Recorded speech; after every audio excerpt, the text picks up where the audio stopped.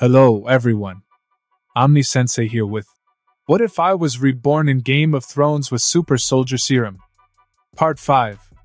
If you enjoy this kind of content, please smash the like button. Subscribe to the channel if you haven't already. Don't forget to check out the original story linked in the description. I hope you enjoy listening to it.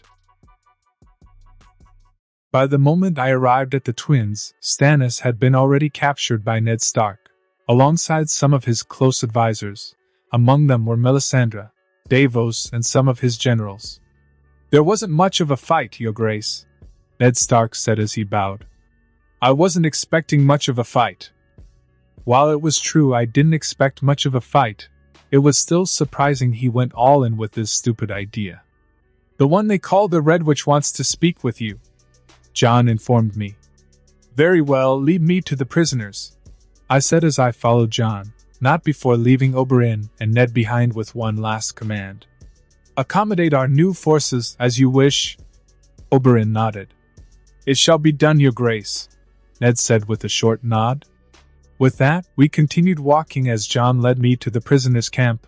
I was genuinely curious as to what the Red Witch would offer me. By this point I knew she knew I was the so-called Chosen One, damn title. So the fact that she wants to help me is clear. The how is what actually concerns me.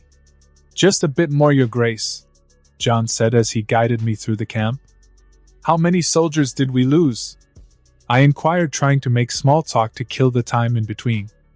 "Around 50. Jon muttered. "I know it's an acceptable number, but I would have preferred none died." 50 soldiers sure was an acceptable number. Too damn good. "It's impossible to avoid losers in war times. The best we can do is honor those who died fighting for our cause." "I know, but I don't have to like it."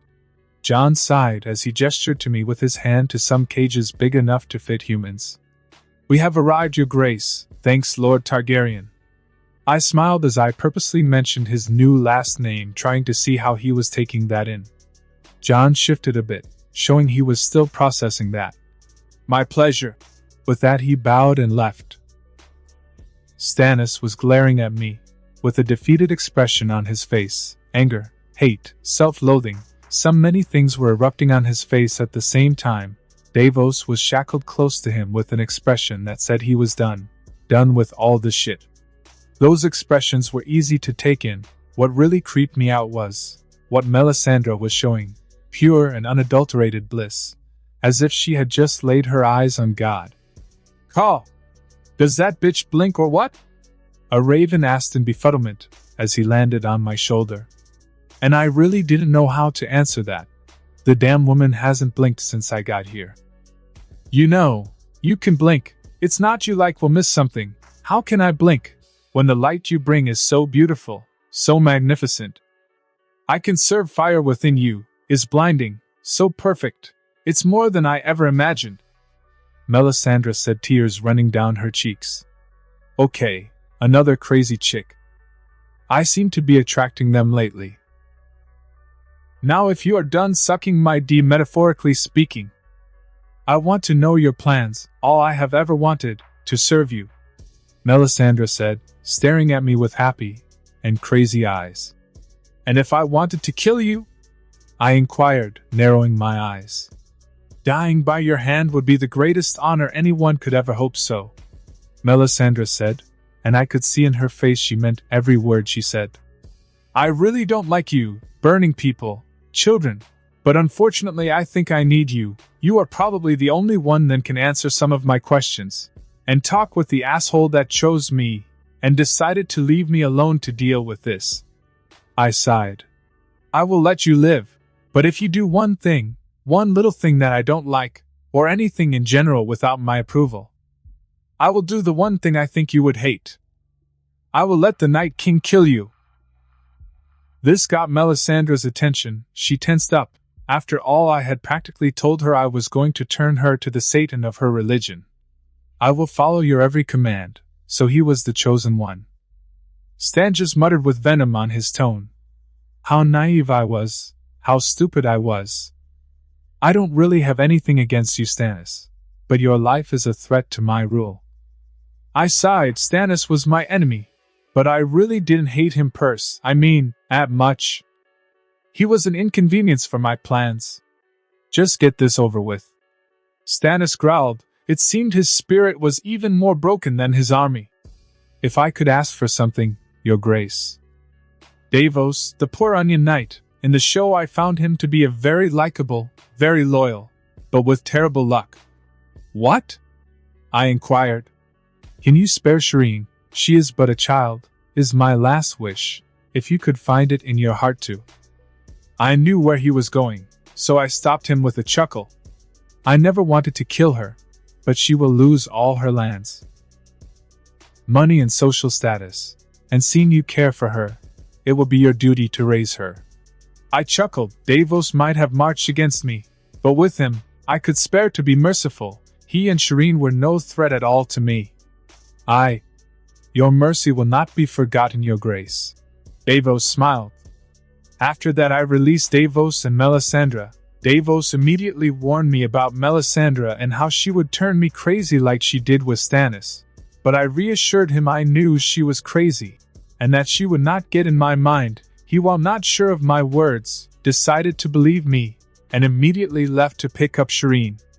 Stange's execution was northern style. He who passes the sentence should swing the sword. If you are to take a man's life, you owe it to him to look into his eyes and hear his final words. And if you cannot bear to do that, then perhaps the man does not deserve to die. Ned's words, which were true, and as the northerner I was, it was the right thing to do. Any last words? I asked Stannis, my sword above his neck ready to leave a clean cut. He who lives by the sword, dies by the sword, Stannis said. Very well. I nodded, bringing my sword down on his neck, decapitating him with a single swing, leaving a clean cut on his neck that assured his death was painless. Peter Baelish POV, Ronard had survived. I was as good as dead. Tywin would kill me the moment he came back from the war. I had to run. Perhaps if I played my cards right I could win the favor of Ronard. But the point was I had to escape the capital. But I had no idea how to do it. The guards outside made it impossible for me to communicate with my allies. I couldn't get out of the room, not even to eat, and I was under surveillance all day long. Varys, the old spider. While I hated the guy, he would surely help me. Of course he would demand something in return. But at this point I didn't care as long it allowed me to escape. But how? How could I reach the spider and his web? How could I reach my only option for escape? If I wanted to live, I would have to be more resourceful and clever than ever. I can't die here. Not after all I have made, I said with resolve. While the Lannister were fighting the remaining forces Stannis had left behind attacking Casterly Rock, I decided to start marching with my army towards the Tyrells, destroying their major ally, and only food provider. Normally, even with my army this would not be easy. I had to be smart about it. One wrong move and the Lannisters and Tyrells would mobilize against, and in an unfamiliar ground they would and could overwhelm me. This is where Neltharion came into the board of this wretched game. He was still considered by many a myth or a lie on my part. I knew for a fact Tywin and Olenna didn't believe it, which meant they had no preparations for my dragon son. While he wasn't as big as he was in the show when Daenerys came to Westeros, he was certainly big enough to burn cities and trash armies down. And during this last push of war, it was time to reveal my card. Tywin was a genius when it came to war. His mind was born for it, and the best way to deal with someone like that was to attack them with an unknown factor fast and certain, not giving them the chance to retaliate. Tell Neltharion his time, I ordered one of my ravens, as I walked towards Melisandre's chambers. My king, I have been waiting for you, Melisandre said, greeting me, opening the door before I even got close to it. Knowing this, which had the creep factor up to 11, I decided to ignore her antics and go straight to the point. I have some questions for you, I informed as I entered her room, taking a seat. I will do my best to help you, my light, Melisandre said with hungry eyes. Ignoring her thirsty look, I asked my first question. Some time ago, I had a meeting with the other champion. Immediately Melisandre tensed up, all carnal lust vanishing as if it was never there. What happened next was what I want you to help me figure out. Did he do something to you? Melisandre asked with a hint of fear on her voice. No, it can't be. Your light is pure and uncontaminated. Yeah, he didn't do anything. I sighed, motioning her to shut up and listen for a second so that she knows what my real question is. He came to gloat about he was going to kill everything, and after he left, I started to angrily question why the hell your god wasn't helping me. Or at least the people he said he wanted to save. I stared at my hands for a second before continuing. Anger fueled me, and my body became hot. Very, very hot. The surrounding snow melted down, and there was steam around me. I even left some burn marks where I was standing, after I noticed that whatever it was happening went back to normal. So my question is, do you know what happened? Melisandre stares at me for a second, as she probably studied the facts of what I had just told her. Lawler, the great and powerful ruler. He blesses his subjects with powers. Some can heal wounds, others are immune to fire. The blessings go from small to big. Taking me for example, the great ruler blessed me with magic, powerful magic for a human. And thanks to that I have lived on this world for hundreds of years. With this she took off her ruby collar, and her true form appeared. I made this with the blessing he gave me. With that demonstration out of the way, she put back on her collar, returning to her young self. If followers, mere and pathetic followers, get good blessings, I can only imagine what blessings he gave his champion. I already had some inkling to that. But how do I control it? It would really help me against the others. I asked, taking a deep breath in, why gods couldn't just give powers with manuals and how to use them. For each, their own. Melisandre sighed. For me, I learned to harness the power the great ruler had given me through faith. But I can see you have no love for ruler. Melisandre chuckled. Quite ironic, but not all sons love their fathers, anyway. What I'm getting at is that you have to find your own way to control what has been given to you. So I was back to square one, not knowing what to do. Any ideas at the very least? Melisandre hummed. Ask your dragon sons. Dragons are the oldest sons of ruler. They might be young, but perhaps they can guide you better than I can. She sighed. Very well. I nodded. At least that was something. Anything else, my king? Melisandre inquired. I nodded. Yes, as you know, the others are weak to certain things. Getting a swift nod from her, I continued. I need you to find a way to forge Valyrian steel, or something similar. All I know is that blood magic and dragon fire were needed, Valyrian steel. I don't think I can replicate that without the Valyrian records, but I will try to create something that works similar to that. It may not be Valyrian steel, but will do the trick against the others. Melisandre said with determination. No killing, and if you must, it goes through me first. Is that clear? I glared at her. Your orders are absolutely my light. Melisandre nodded. Tywin Lannister POV, destroying Stannis' forces was turning to be a child's game. No strategy meant they were vulnerable in all accords, and while losing men in our side was unavoidable, considering the numbers we were dealing with, we were doing beyond excellent. Our scouts said there still are around 20,000 soldiers left, but retreating. Jaime said as he entered my war tent, as always unscathed. We have barely lost any men, 2,000 so far. For each man we lose, they lose 10. One of my generals added with a prideful smirk. Don't feel pride on this victory, we might as well be fighting a child. I muttered with annoyance. Stannis went mad and forgot how to fight. It's good for us, but it's frankly beneath me to feel pride in such victory. Ronard, on the other hand, his defeat would surely bring glory to my house for generations. A victory is a victory. Tyrion chuckled.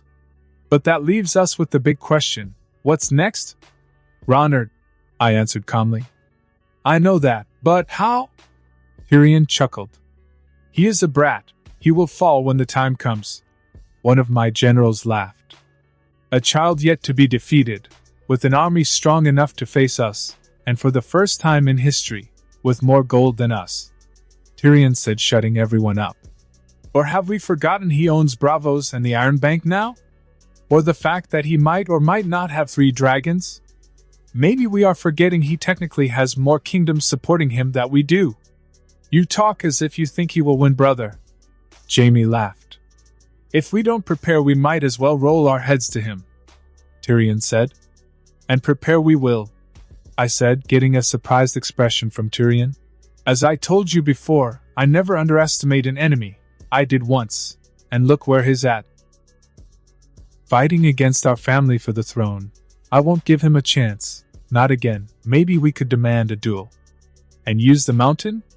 one of my generals inquired. "That would prove to be futile, if the information about him is anything to go by. He rivals the mountain as brute force. But fights like Arthur Dane, all we would do is lose a great asset. The mountain stands no chance against him, as all the rumors are true." I shook my head off. To kill Ronard, we would have to overwhelm him. I decided to take this opportunity while Tywin was occupied with the Baratheons to attack the Tyrell, even though I was still waiting for some of my forces I had left behind on the north, Neltharion among them. But my ravens had confirmed Neltharion was close and would join my main attack force before I even reached the Tyrells. As of now, I found myself in an unfamiliar place, an endless plain. This, after all, was the first time I had been in the south. In the far, far distance, I could make out a large formation of mountains, with their incredibly high peaks hidden in the clouds. So far there are no signs of men beside mine. Whether they knew I was coming or not was still left in the unknown. But it matters very little if they knew. With Neltharion making the fire rain on them, their defeat was just a matter of time. Unlike the show, they didn't have weapons able to kill a dragon. Arrows were meaningless against Neltharion. Him alone would decimate a great part of their army. "We are close to the Tyrells. We are but a few days ahead, Your Grace," Oberyn informed me with a wide smile, ready to fight and avenge his sister, though at this point we were friends, so I assumed he also wanted to fight for my cause, just a bit. "Thanks," I nodded. "Is my daughter really hitting on you that hard?" Oberyn inquired with a chuckle. "Yes, she was," I nodded with a soft chuckle. "Reason why she is marching with her sister in another group. I would say I'm sorry." Oberyn laughed. "But I'm really not. This is hilarious. Not as hilarious as your face when my wife hears about it." I smirked at him with a devilish grin. "That's a low hit. I thought we were friends." Oberyn chuckled. "We are. That's basically why you still exist." I smirked. As we continued marching towards the Tyrells, I felt something coming closer, a shadow flying above me, with a loud growl spitting fire in its wake. It was Neltharion showing off. "I'm ready to bring the heat," Neltharion growled, spitting a torrent of fire to the naked sky. "Are you done?" I chuckled. "It's all about presentation, father," Neltharion greeted, rubbing his head against my chest with a low purr, as if he was a cat. I miss you too," I smiled, passing my hand through his rough scales. We still were a few days off before we arrived at Highgarden, but now we were ready. "Lovely, whatever this moment is," Oberyn chuckled. "A dragon. I thought they were nothing but legends," Jon muttered in disbelief, as he looked at Neltharion with awe. "He smells nice," Neltharion hissed in a low tone as he sniffed Jon. "He smells like Mom, but different. Well, they are related." I smiled at this. I didn't expect Neltharion to grow curious about Jon so fast. That was an interesting development, to say the least. "He would be your cousin. He smells weak." "I suppose I'll protect him," Neltharion hissed, coming to the conclusion Jon was weak by the family standards he was used to. "Ha, I don't think he needs protection, but be my guest." I shrugged. "Is he talking with the dragon?" Jon muttered. "Yes, he is." Oberyn nodded, by this point completely desensitized with my shenanigans. "How? I don't even know why I question things anymore." "Of course he speaks with dragons." Ned Stark sighed in a defeated tone. "That's mostly the gist with Ronard. Just stop questioning things and everything will be fine." Oberyn nodded. What is wrong with you talking with me? Neltharion asked with a low hiss, tilting his head in confusion. Is it because only you can understand us? Probably. I shrugged with a chuckle.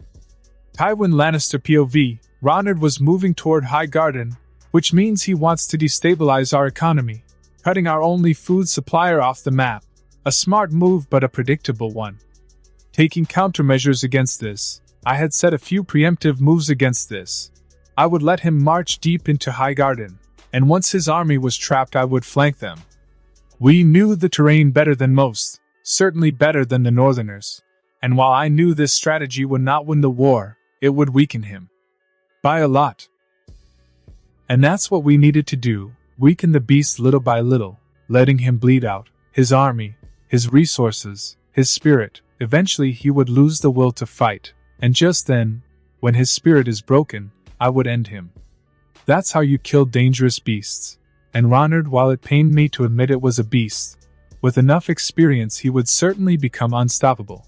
But he would never reach that potential, that was a Lannister promise.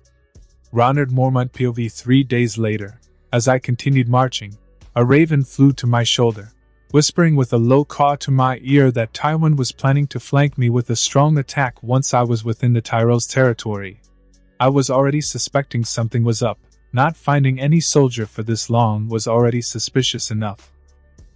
Though the old lion was a great strategist, he didn't take into account many things, among them my oldest son, Neltharion. A flanking strategy was good until the flankers were burned to a crisp. I inwardly chuckled. If the old lion planned to attack or lead the attack, I would destroy the major threat I had. If not, I would at the very least capture his stupid son, aka Jaime. I'm sure having his precious boy would put Tywin on an edge, though I still didn't know who was Tywin sending, so like Christmas all I had to do was wait, and see what I got. I wonder, could I consider Tywin head a good present or coal? I chuckled. I have no idea what you are talking about. Oberyn muttered with confusion. But for me, his head would be the best present. Haha, I suppose you are right. Trash for some is gold for others. I laughed. Melisandre POV. My king had entrusted me to find a way to make normal steel effective against the others. And I would deliver. No matter the price, I would give him the results he was looking for. I had to. He was my light, and I would do anything to keep it safe. I won't disappoint you, my king, I said with resolve. No matter what, I would find a way in the fire. A way to help his radiance. Nick Fury Ravenicus POV. The squad had perfected their aim, not missing Euron's head every time they had to evacuate their vowels. And I couldn't help but feel in this moment of my life proud of them. This is enough to make a grown raven cry. Noticing a tear rolling down my peak, from my only eye. But not this raven! Unfortunately for me, I couldn't force the tear back into my eye. Good thing nobody saw this. Stop shitting on me! Euron Greyjoy screamed. Never! I cawed back.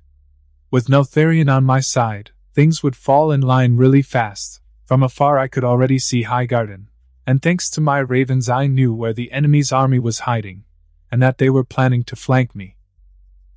Now it was just a matter of time. With my dragon son hidden, I would have the element of surprise. With it, I would catch Tywin off guard and burn his troops to a crisp. Tywin was smart, but he was still human, and when facing the unknown we humans panic. It's in our wretched nature. There is no one here. This feels like a trap, your grace, Ned Stark muttered.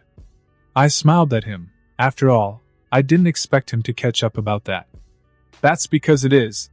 Ned blinked in the realization that I knew about it and stared. We must warn the men. I shook my head. No, they don't have to know. I have been moving them around with the trap in mind. For now they must remain ignorant.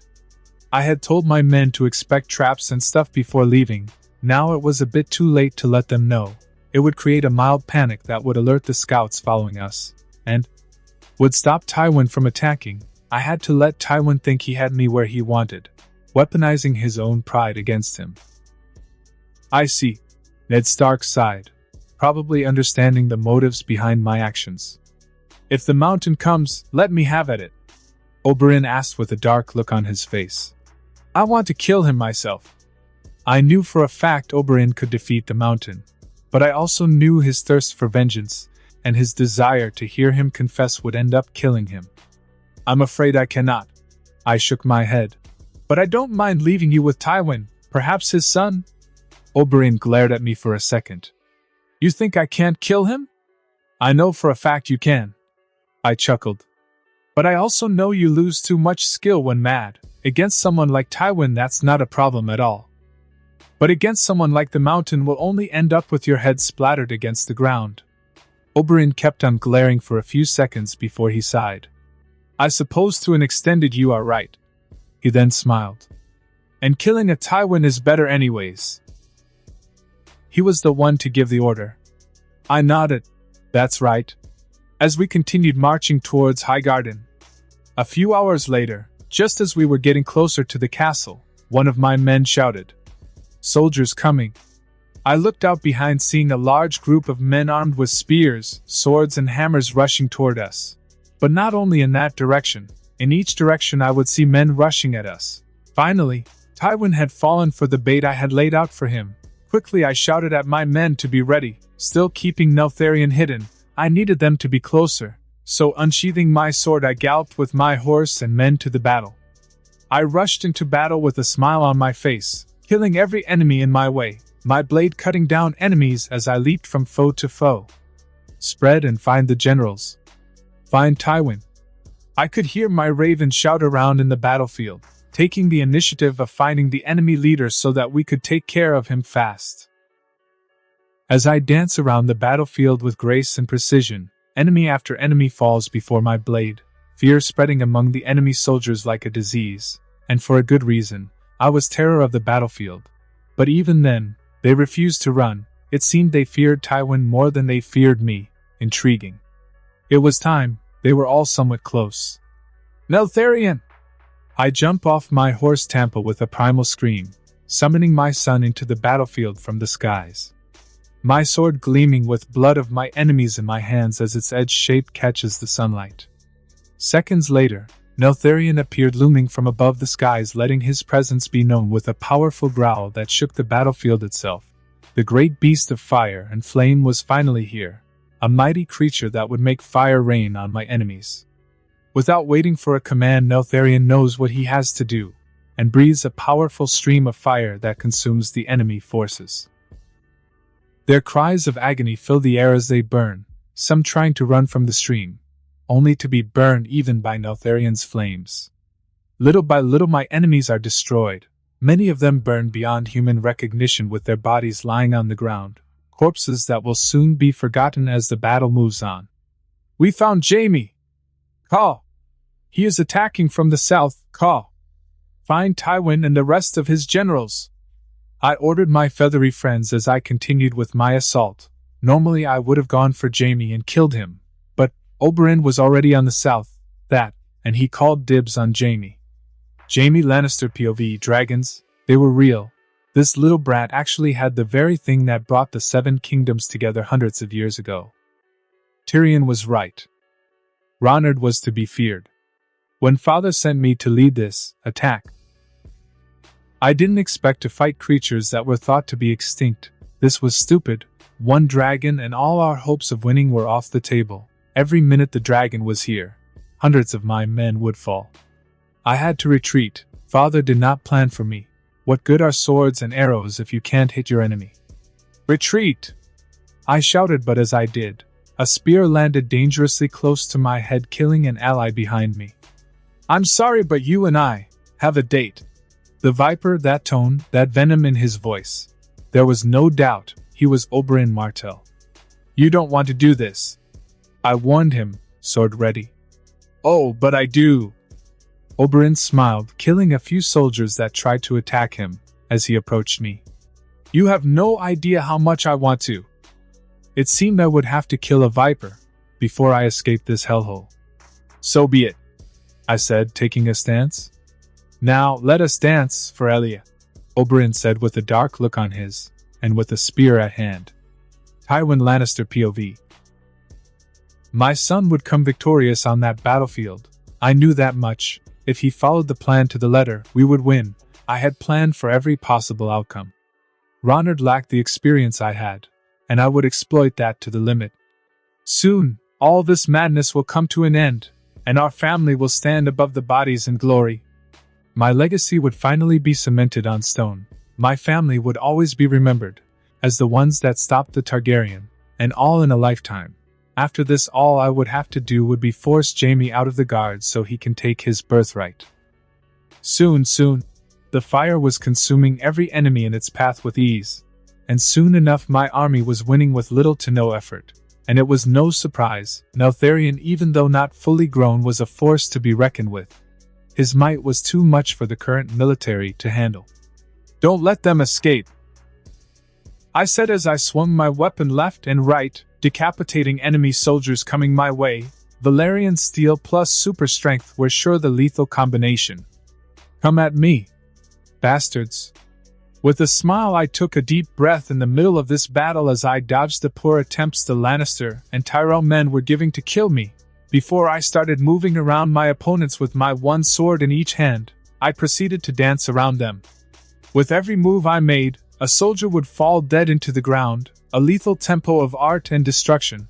I didn't have to command anyone right now, which in turn made me the best weapon. No hesitation, no cares, I just acted. After all, I had taken Tywin's plans, turning them into my toilet paper. He had failed. With all his experience, connections and influence, he had ultimately failed. He had, like the rest before him, committed the same mistake. He underestimated me, and he was paying the price. I continued pushing the enemies back, with the Neltharion ensuring they didn't escape. All I had to do was show the Southerners why they should fear me in battle. "Is that all?" I taunted, feeling quite good about myself. Today was a great day to be me. Oberyn Martell POV, I stared Jaime, a Lannister there for me to kill, and I couldn't help but smile. I was finally getting my chance to avenge Elia. "Don't hold back, or I am going to break you fast," I snarled at him. Jaime shrugged his shoulders, smiled, and slowly brought one foot behind his back as he unsheathed his blade. "Fine by me." With a dry chuckle, I rushed at Jaime with my spear ready, but he dipped and twirled around right as my spear was about to reach him. At that same moment he tried to slash me upwards with his sword, which I managed to dodge just in time. I took this opportunity and tried to do a spin cut, but he parried the attack, reading my intentions very well.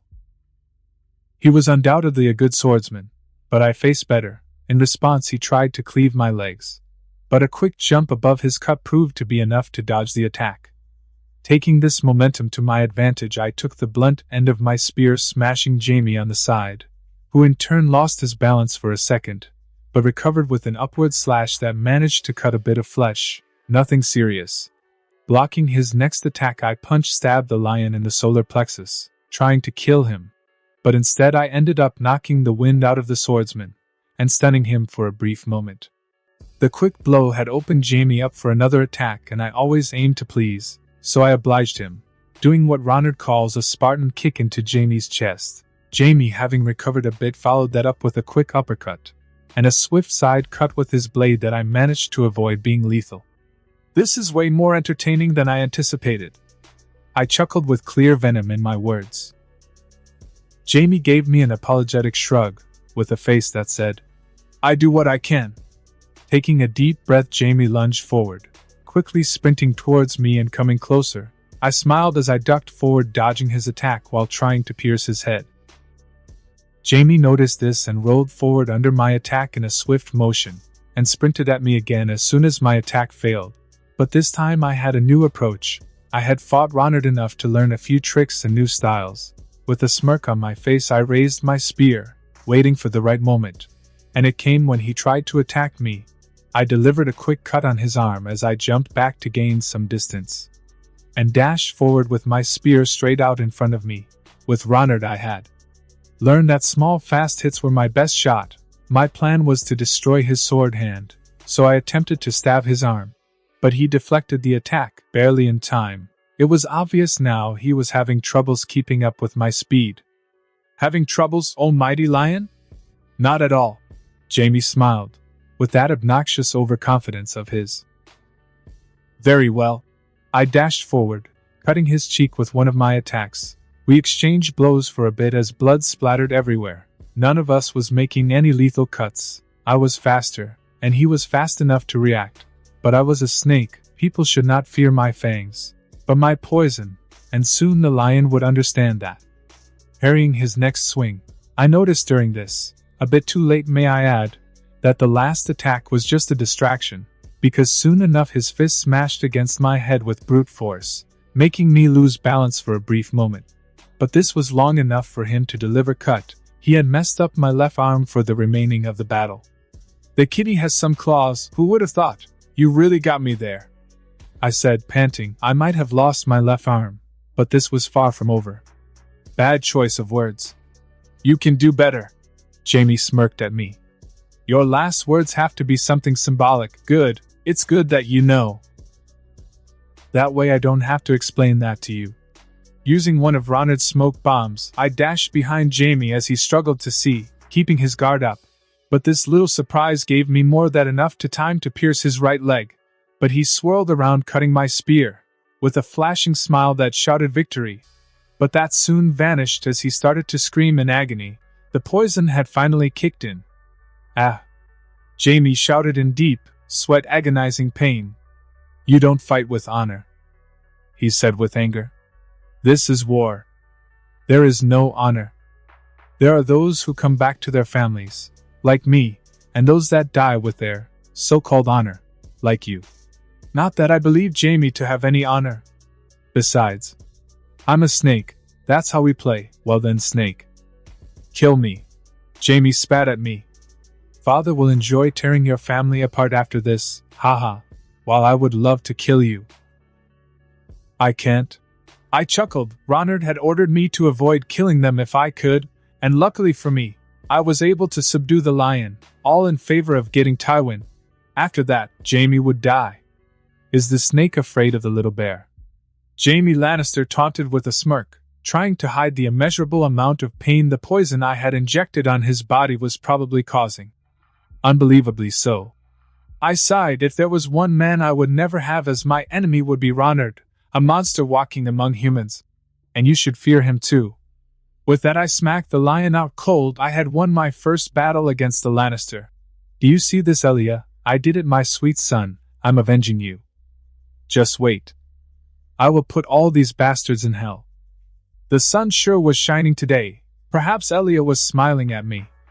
I had won this fight, capturing Jamie in the way, which would give me quite the political tool to use against Tywin, disrupting his calm demeanor by using his golden sun. Highgarden was on the way to be mine. The Tyrells still had more than enough forces to attack stationed in their ancestral home. And while a normal siege would take me weeks to months, with Neltharion it would take a day or two.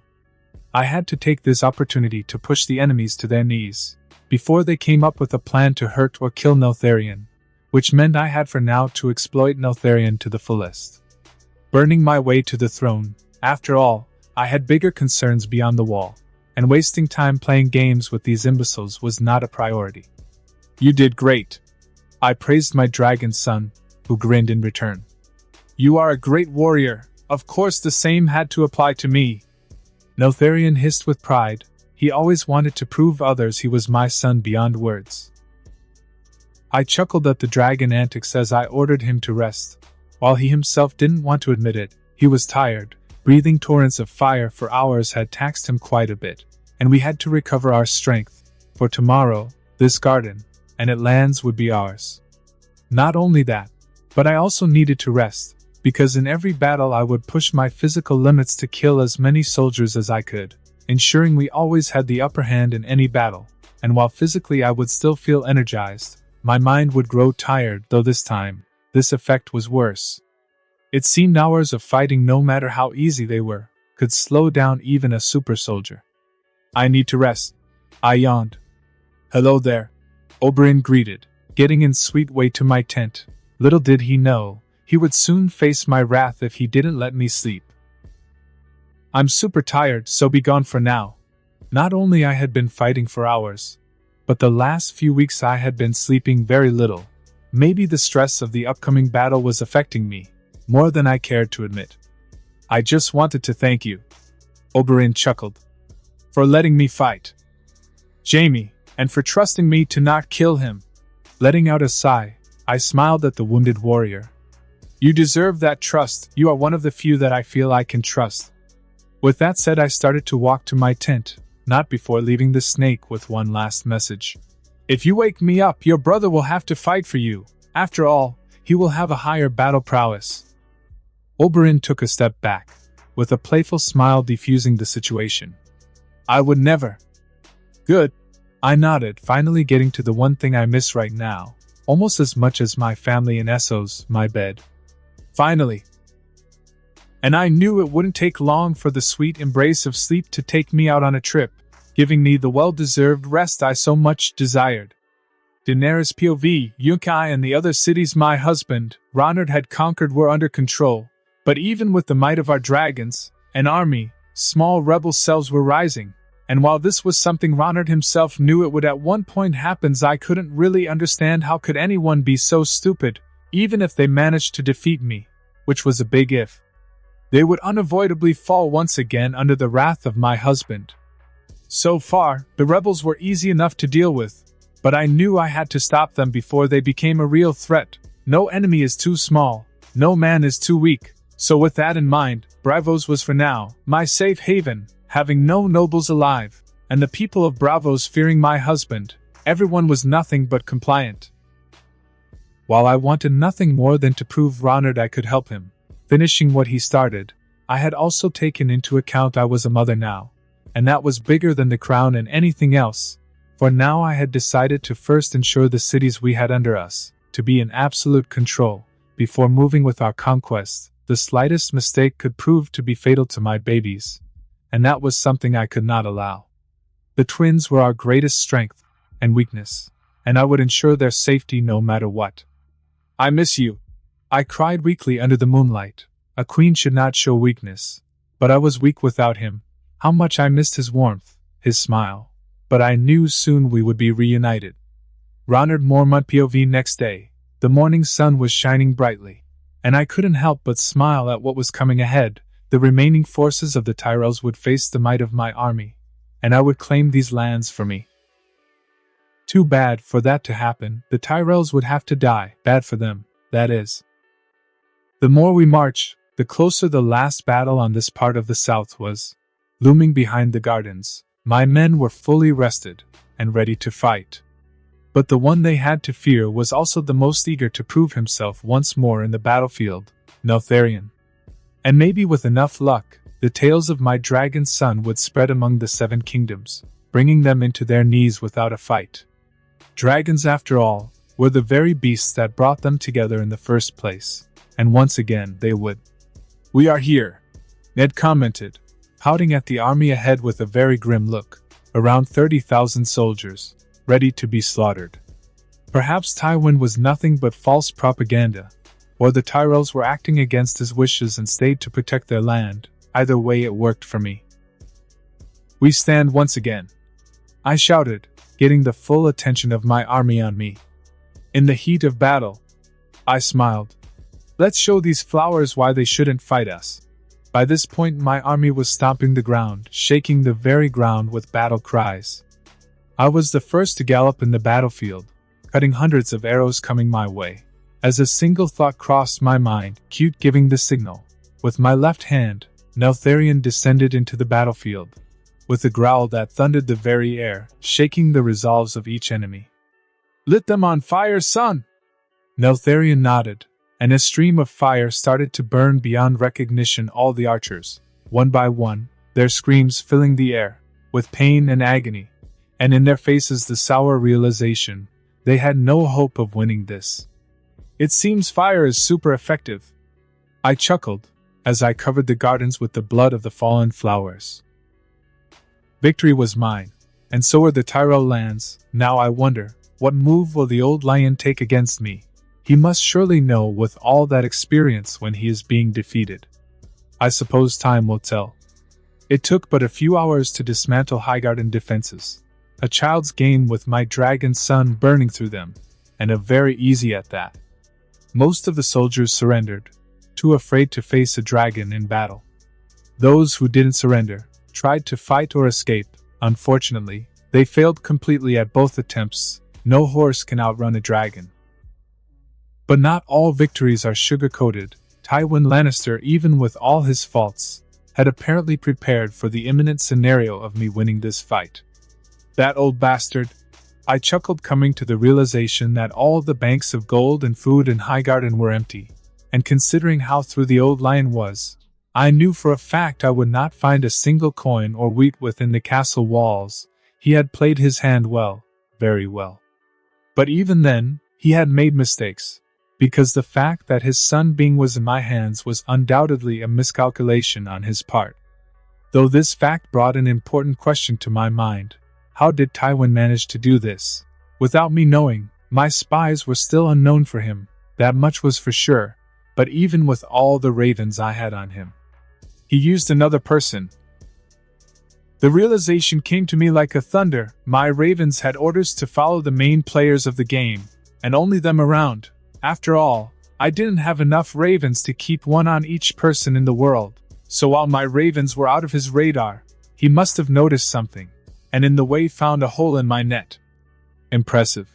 But this was nothing but a small victory for the old lion. With his methods being unveiled, it would be easy to control all his moves, and it wasn't like I needed the gold. Thanks to Bravos, I had more than enough more to deal with this war. Your Grace? Ned entered the room I was occupying, announcing his presence. The men are securing the castle. Was that all? I inquired. Normally Lord Stark would avoid talking unless it was important. He was what I call a man of few words. He only spoke when his words would have a meaning. No, I wanted to request for the men to rest here for a fortnight, Ned added with a hopeful look. The Tullys have agreed to bend the knee, and I think it's wise to wait for them. It would give the men time to recover, he stated. And he was right. For me, marching perhaps wasn't that taxing, being a super soldier and stuff. But my men were not, a fact I happened to forget from time to time. Very well. I nodded, deciding it would be most beneficial to have every man available at my disposal, because it was most likely that the next battle would open the throne for me. After all, I would go for Tywin next time, killing the lion and the threat he poses. I'm grateful, Your Grace, Ned Stark said, and soon after left the room. 2 weeks to rest and recover were more than enough time for the Tullys to arrive, and the stories of Neltharion to spread left and right, which in turn would start my favorite part of the game, the physiological part. Let's see your next play, old man. I smiled. Olenna Tyrell POV. 2 weeks later, my son had lost our ancestral home, the very thing the roses of Highgarden had protected for centuries. And how much time did it took the kid to do it? A month? Maybe 2? This was preposterous. And not only that, but somehow Tywin had managed to convince my son to move all of our assets to King's Landing, as a safety measure, which pointed out very clear that to Tywin we were nothing more than disposable assets, pawns on his game. Though this realization was hardly something new, I always knew this was the case with the old lion, but I never expected him to corner us so badly. If I had to take a few guesses about his plan, I would say he knew that this event would end with Ronard taking Highgarden under his control, which in turn would force us to stay in King's Landing supporting them. Reason why he convinced the idiot I have for a son to move our assets out of our ancestral land. Clever cat. I muttered angrily. I was definitely growing older. In my 60s I would have been able to see this plot. The old lion wanted us cornered. He wanted to leave us no choice but to help him, whether it was for honor, for our house, for blood, or because we didn't have any other choice. But much to my pleasure, the old lion was far from flawless. He had made a bunch of miscalculations. For one, the dragons ended up being real, and two, and probably the most poetic one, he had lost his second, the one human weakness he had. His precious son, and last but not least, he thought he could manipulate me. My son might be the lord of our house, but I run this garden, and it was time to change our approach. Dragons, and losing our house was something I didn't sign up for, and after this awful turn of events, it was very clear to me now that Marjorie would never be queen, and I'd rather have my grandchildren alive, instead of having crowns under the ground. and perhaps it was not too late to make some alliances with the bear. Now, how do I break up the news to my granddaughter? Marjorie was smart, but very short-sighted, and I knew she would object, so I had to tread carefully, for now. Tywin Lannister POV, he had my son, Jaime was on his grasp. I had made a terrible mistake. But how could my plan backfire so terribly? No, that was a stupid question that I already knew the answer for. Dragons. My plan didn't account for them. I had made a miscalculation because until today, they hadn't made an appearance on the battlefield, not here, not in Essos, and thanks to my skepticism, I had lost my son, my only son. And the worst part was, I had nothing to exchange Jaime for all I knew, he was already dead. No, Jaime was worth more alive, to control my moves, to chain me. Ronard knew that much. My son was a weapon, and the young bear would not hesitate to use him against me. Damn it all. In anger, I smashed my fist against the stone-hard wall, resulting in immediate bleeding on my part, but I didn't care about it, nor felt the pain, because all of this was my fault. I said over and over again that I was not going to underestimate him, and like a moron, I did just that. I underestimated the bear and lost my son. But I had to keep it together. I had to find a way to save my son and win this war. I had to find a way to save my legacy. But for the first time in decades, I didn't know where to begin with. As Lord Stark had said, the Tully arrived 2 weeks after Highgarden conquest, bringing with them food, weapons, and 10,000 men ready to die for me. Taking this opportunity, I had now to make my next move and attack Casterly Rock because I knew that would lure the old lion out in the open, which in turn would be the end of his long career. After taking that useless piece of land that it was Casterly Rock after their mines ran out of gold, I would turn my undivided attention to King's Landing, destroying my enemies once and for all, at least the ones within this side of the wall. The men are ready to march. We are waiting for your command, Your Grace, Ned said as he entered my newly acquired solar, alongside Kat's younger brother, Edmure Tully, an eager lord ready to prove himself. But sometimes eagerness only leads to failure. It will be an honor to fight by your side, Edmure Tully stated with the utmost admiration, which by itself took me by surprise. After all, it was no secret, his older sister hates me. I smiled at his enthusiasm, wondering if only the woman on the Tully family were crazy. We will leave to Casterly Rock soon, I informed the lords. Attacking Casterly Rock, leaving them no room to prepare, was the best course of action, considering they are still barely processing the fact a mighty dragon was on my side. Ned Stark nodded. I will let the men know. And with that, Lord Stark took his brother-in-law out of my solar, as I prepared for the upcoming battle. As I was about to leave the solar and talk with Notharian about the upcoming battle, and what was our strategy, a raven flew into the solar, landing on my desk. Call! I bring news! I turned to the raven. What news? The spider is planning to use Jon. The raven cawed. I see.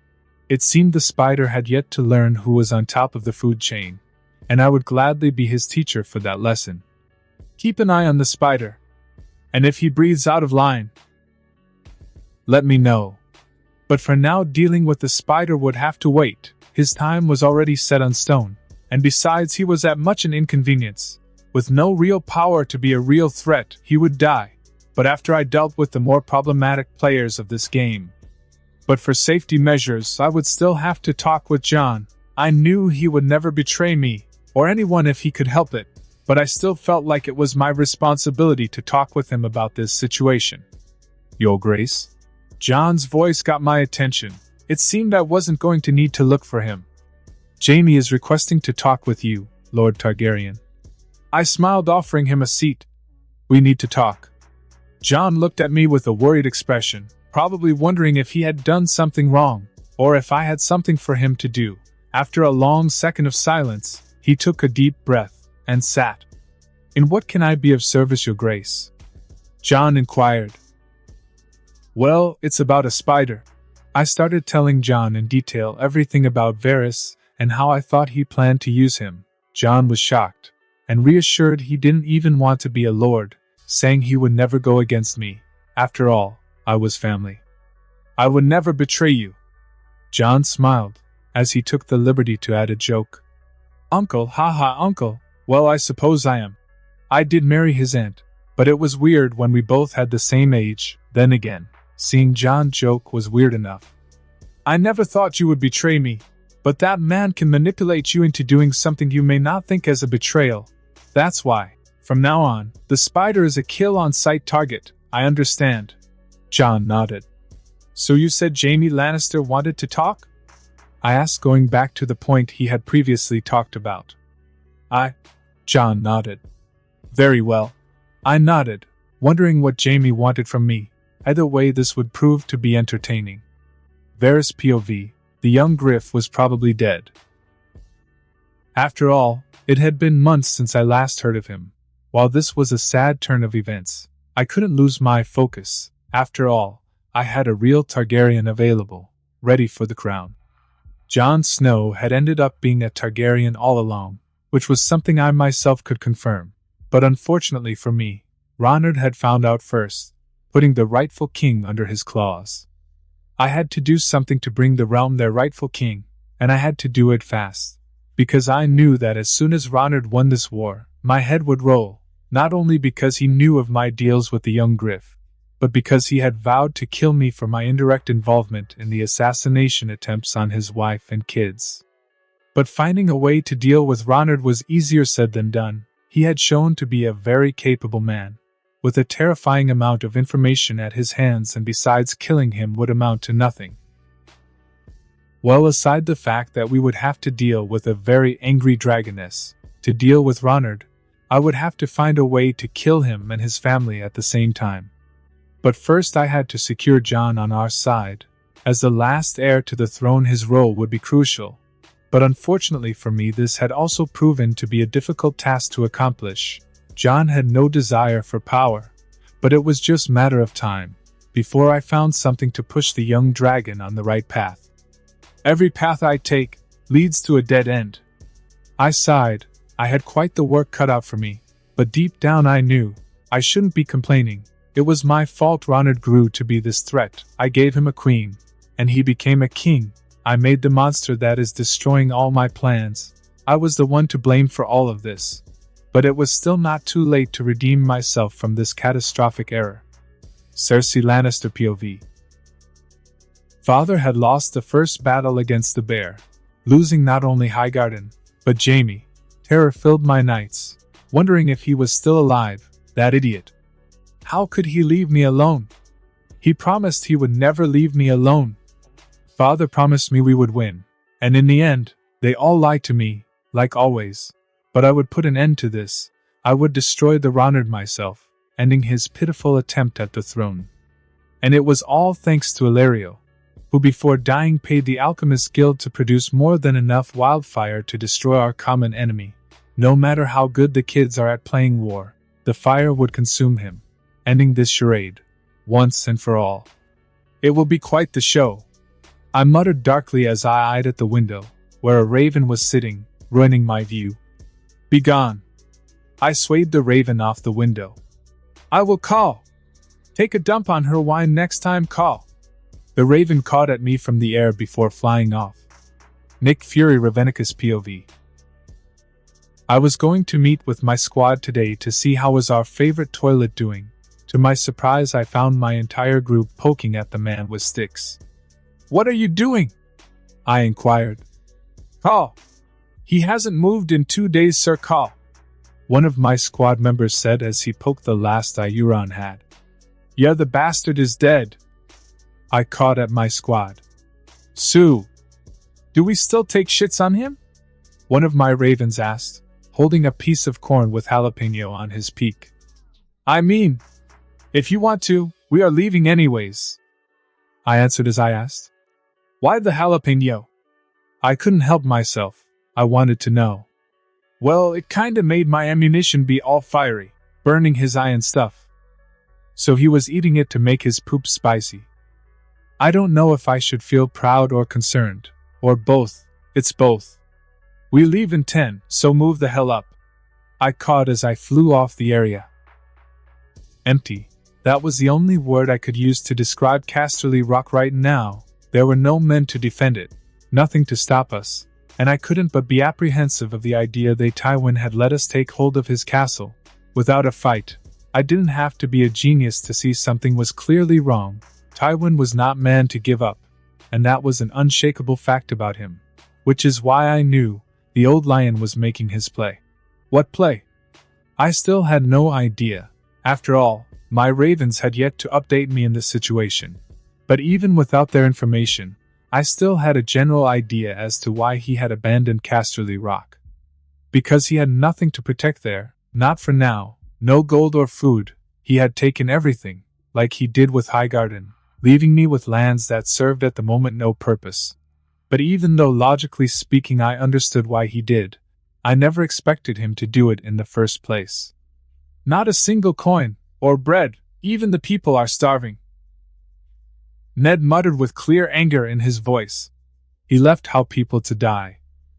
I eyed Lord Stark, wondering what he expected from the coldest player in the game. Tywin only cared about his legacy, and if he had to lose a few times to keep it, he would not hesitate to do it. That was him, someone ready to give everything for his goal. Tywin is a man of numbers. He had no time to move an army to protect Casterly Rock against us. He also knows that he can't defeat Neltharion, so he must be trying to delay us while we secure the lands while he finds a way to kill what he considers to be my best weapon.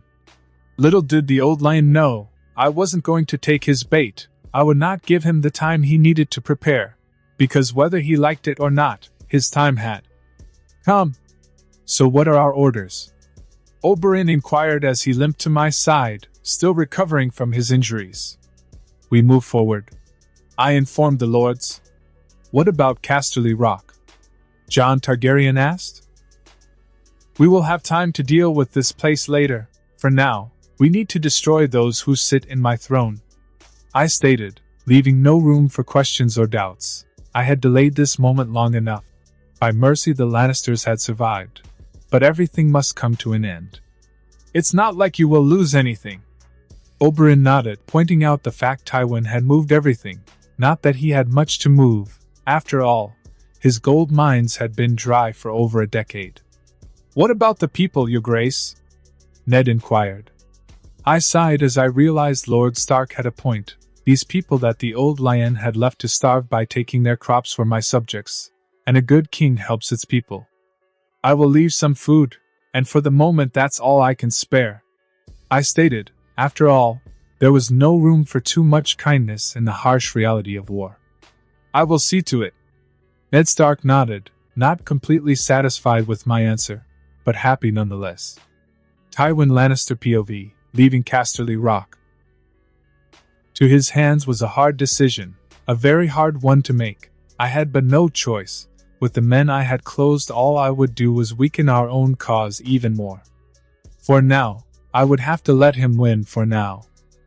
In the meantime, I had to find an efficient way to deal with his dragon, the only thing keeping him alive and ahead of me in the game. All the other things he had at his disposal, like the almost endless amount gold he had, or his army composed of men that were fearlessly loyal, didn't matter. Everything was nothing but easy to eliminate. Everything about him was easy to destroy. Expect that dragon. If he had brought the other two with him too, that I heard he left in Essos. Well, being honest, he would probably be on the throne, drinking wine out of my skull if that was the case, but unfortunately for me, dealing with the dragon was something the libraries could not help me with. All the books said the same. They were immune to poison with scales harder than steel, and fire hotter than the sun. But that dragon was far from being my only problem. Jaime, I had to save my heir, my only son. I knew he was alive, because I would know thanks to Dorne if he died. I knew the snakes, and they would not miss the chance to brag about his death. Lord Han, Varys said as he entered my office, announcing his presence. Varys, get to the point. I sighed. I had no time for his riddles and tricks. We both have an enemy in common, and together we might stand a chance, Varys stated. By all men, tell me, what is your idea? I chuckled drily. Poison. Nah, he is immune. Killing him in fight. Varys smiled. Sometimes you have to fight fire with fire. My eyes widen at the revelation. Wildfire. Sir Barristan Selmy POV. I had been tasked by my king to protect and serve the queen and the royal babies, making sure they were always safe, with no warriors. Our king probably has the crown by this point already, Daisy said as she approached me. Yes, I chuckled. Nothing will stop my cousin, we bears are stubborn, Daisy added, as she started to walk away from me. That much is true, I inwardly chuckled. Ronald Mormont POV. I smiled as I contemplated what awaited me in the near future, a throne to call my own, therefore melting the ugly piece of furniture, the pleasure of killing Joffrey, and the opportunity to reunite with my family. Unfortunately for me, that wasn't all the things the future had in store for me. Things like the fight between champions, the light within me, and the horde of walkers that one day would come across the wall. God or no, I would win this, and I would do it not because of what Jon thinks. After all, I didn't fight for humanity, and I certainly didn't face the Night King because he was evil. No. The real reason was my family, my sweet little angels. I wanted to give them a better tomorrow, and a safe world to grow in. As safe as it could get here anyways. HRNNN, things good will be, YRSSS, but darkness is moving forward I see. YRSSS, the corn must be balanced, Rhoda cawed with wisdom. We will be ready for that great value version of the Lich King. I nodded. After all, I refused to die at the hands of a creature that had taken hundreds of years to complete a single task, breaking a damn wall. Existence is meaningless. Oh God, the depressing Neater was back, not the raven I needed right now. I thought you were in mandatory therapy by the ravens. Life finds a way, so that others can hear it painful truth. The very next morning, I decided to start moving south with the entire force of my army to King's Landing. The sooner, the better. After all, it would take me around 2 months to get all my army to them, and being that my intention was to strike the city before they could come with a plausible strategy to fend me off, I had to move fast. My ravens had informed that Cersei and her father had acquired all the wildfire the Mad King had commissioned during his time, and most recently what Illyrio had ordered, having every single drop of that well hidden under King's Landing, ready to be used. But that was just the tip of the iceberg. Not only they had all the wildfire in the world right now, but they also pretended to use it as a safety measure to keep me out of the city blowing everyone, enemies and allies alike with the explosion. Which is why I wanted to strike before they succeeded in making King's Landing a walking bomb, more than it already was. That amount of wildfire was too dangerous, and while I was immune to fire-related weapons, my soldiers were not. But I had something they still haven't accounted for, thanks to the massive lack of information they had about me. I had animals on my side, from mice to dragons, but the question was how to use them to neutralize the wildfire. Small animals like rats and mice could probably delay the explosion by blowing on the candles used as a fuse for the explosion, but that would only delay them a bit. Then again, I had no idea how many rats and mice were in King's Landing. But if the stories about the city were right, I would have more rats under my control than men in this continent. That was considering what Oberyn had said about the city being a rat nest. Which, if that was the case, taking the city would be a piece of cake. One rat was harmless. Kinda. But thousands, no millions of them, well, that was a biblical force to be reckoned with. Quite literally. Now that I think about it, that sounds like the best idea to eliminate the wildfire in King's Landing and on the way fix the smell situation going on there. I smiled, remembering a small fact about rats: they eat shit, and not in the metaphorical way. Rats and their family practitioners of the art of coprophagy, aka the art of eating shit, and while it was true they preferred to eat other things like nuts and berries, they would eat poop if needed, and with millions of them. I might have the solution to the sewer problem in King's Landing.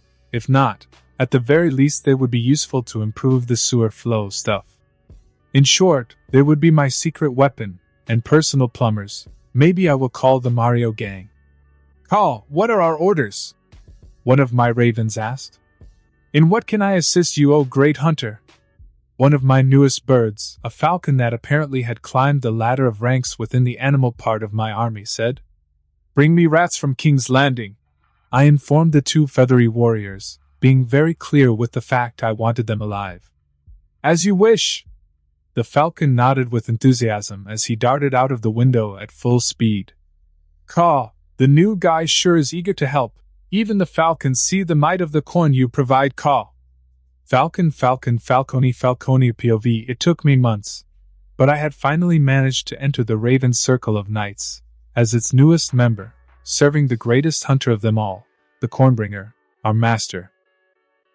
I was the first falcon to reach this high, and I would not disappoint my master and embarrass the Pride Falcon clan by failing him. He wanted rats? He would get them all.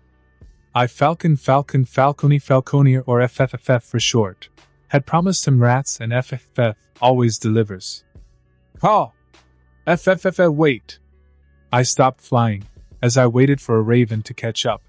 Caw, you sure fly fast, caw. Anyway, make sure you report to the raven in charge in King's Landing. I nodded. I will, caw. Good, then go. Make the Raven Knight Order proud. I didn't have to be told twice, because that was my plan all along, and perhaps, just perhaps, if I worked hard enough, the great and benevolent Cornbringer would make an order of falcons, something the little chicks could look up to. Tywin Lannister POV. Cersei was not the smartest of my children, but at times she would have great ideas, like hoarding the wildfire under the city, as a last resource to take Ronard with us to hell should he win. Not that I wanted to resort to that. It was frankly a strategy that screamed we thought he was going to win, and I didn't think that, not entirely at the very least, we still had a chance. The only real threat was that overgrown lizard he had on his side. Without that creature, victory was attainable, because no matter how good of a warrior he is, with strategy and numbers he would fall under my feet. So in the end, as I formulated a plan to kill those dragons, I indulged my daughter, letting her turn the city into a bomb while I used half of the wildfire as my own weapon, to fight the advantage he had over us with that dragon. Fighting fire with fire, like the spider said, burning his men to death, and if I was lucky, burning him to death.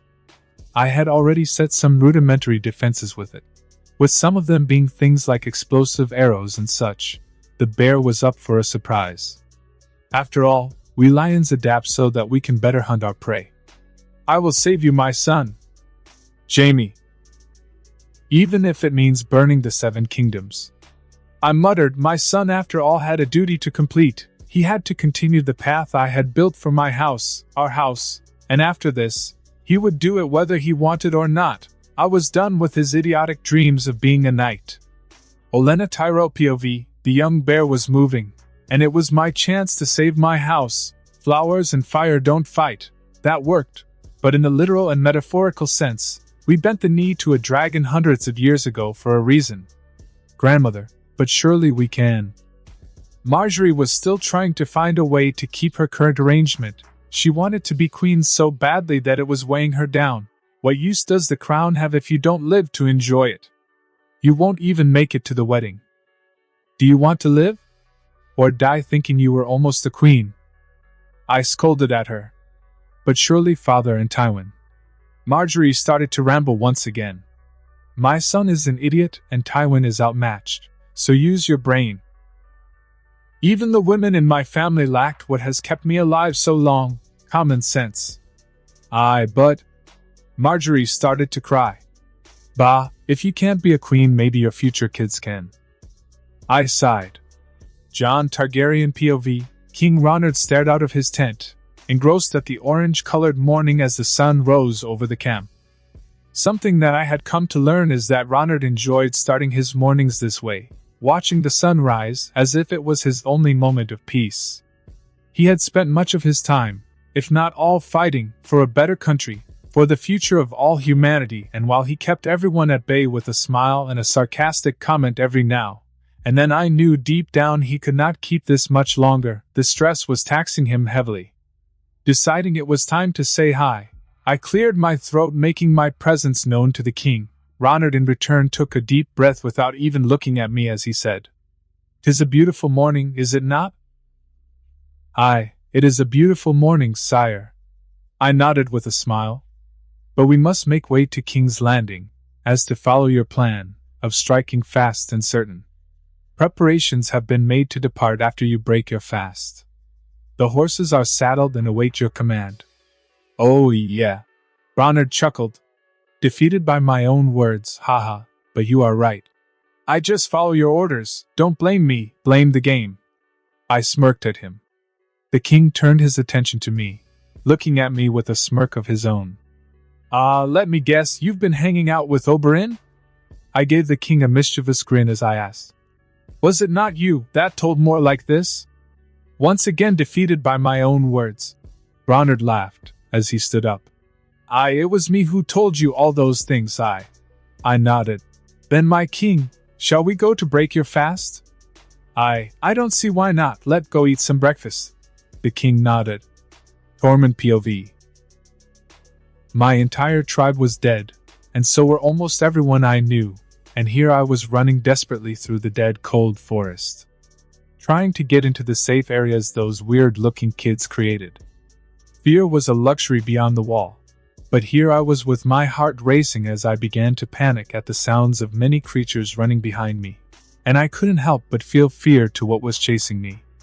The images of the dead rising and hunting my people down were burned into my mind, making it so every time I close my eyes I see them screaming in pain, begging to be saved. I was both angry at myself for not being able to defend my tribe and afraid of dying without being able to fight back. Those two emotions pushed me to run faster. The weird-looking children said soon someone with the power to face these creatures would come. Shit! Damn it! Crap! They were gaining on me, and my stamina was depleting swiftly as I struggled against the weight of the food I had gathered for those who had survived the slaughter.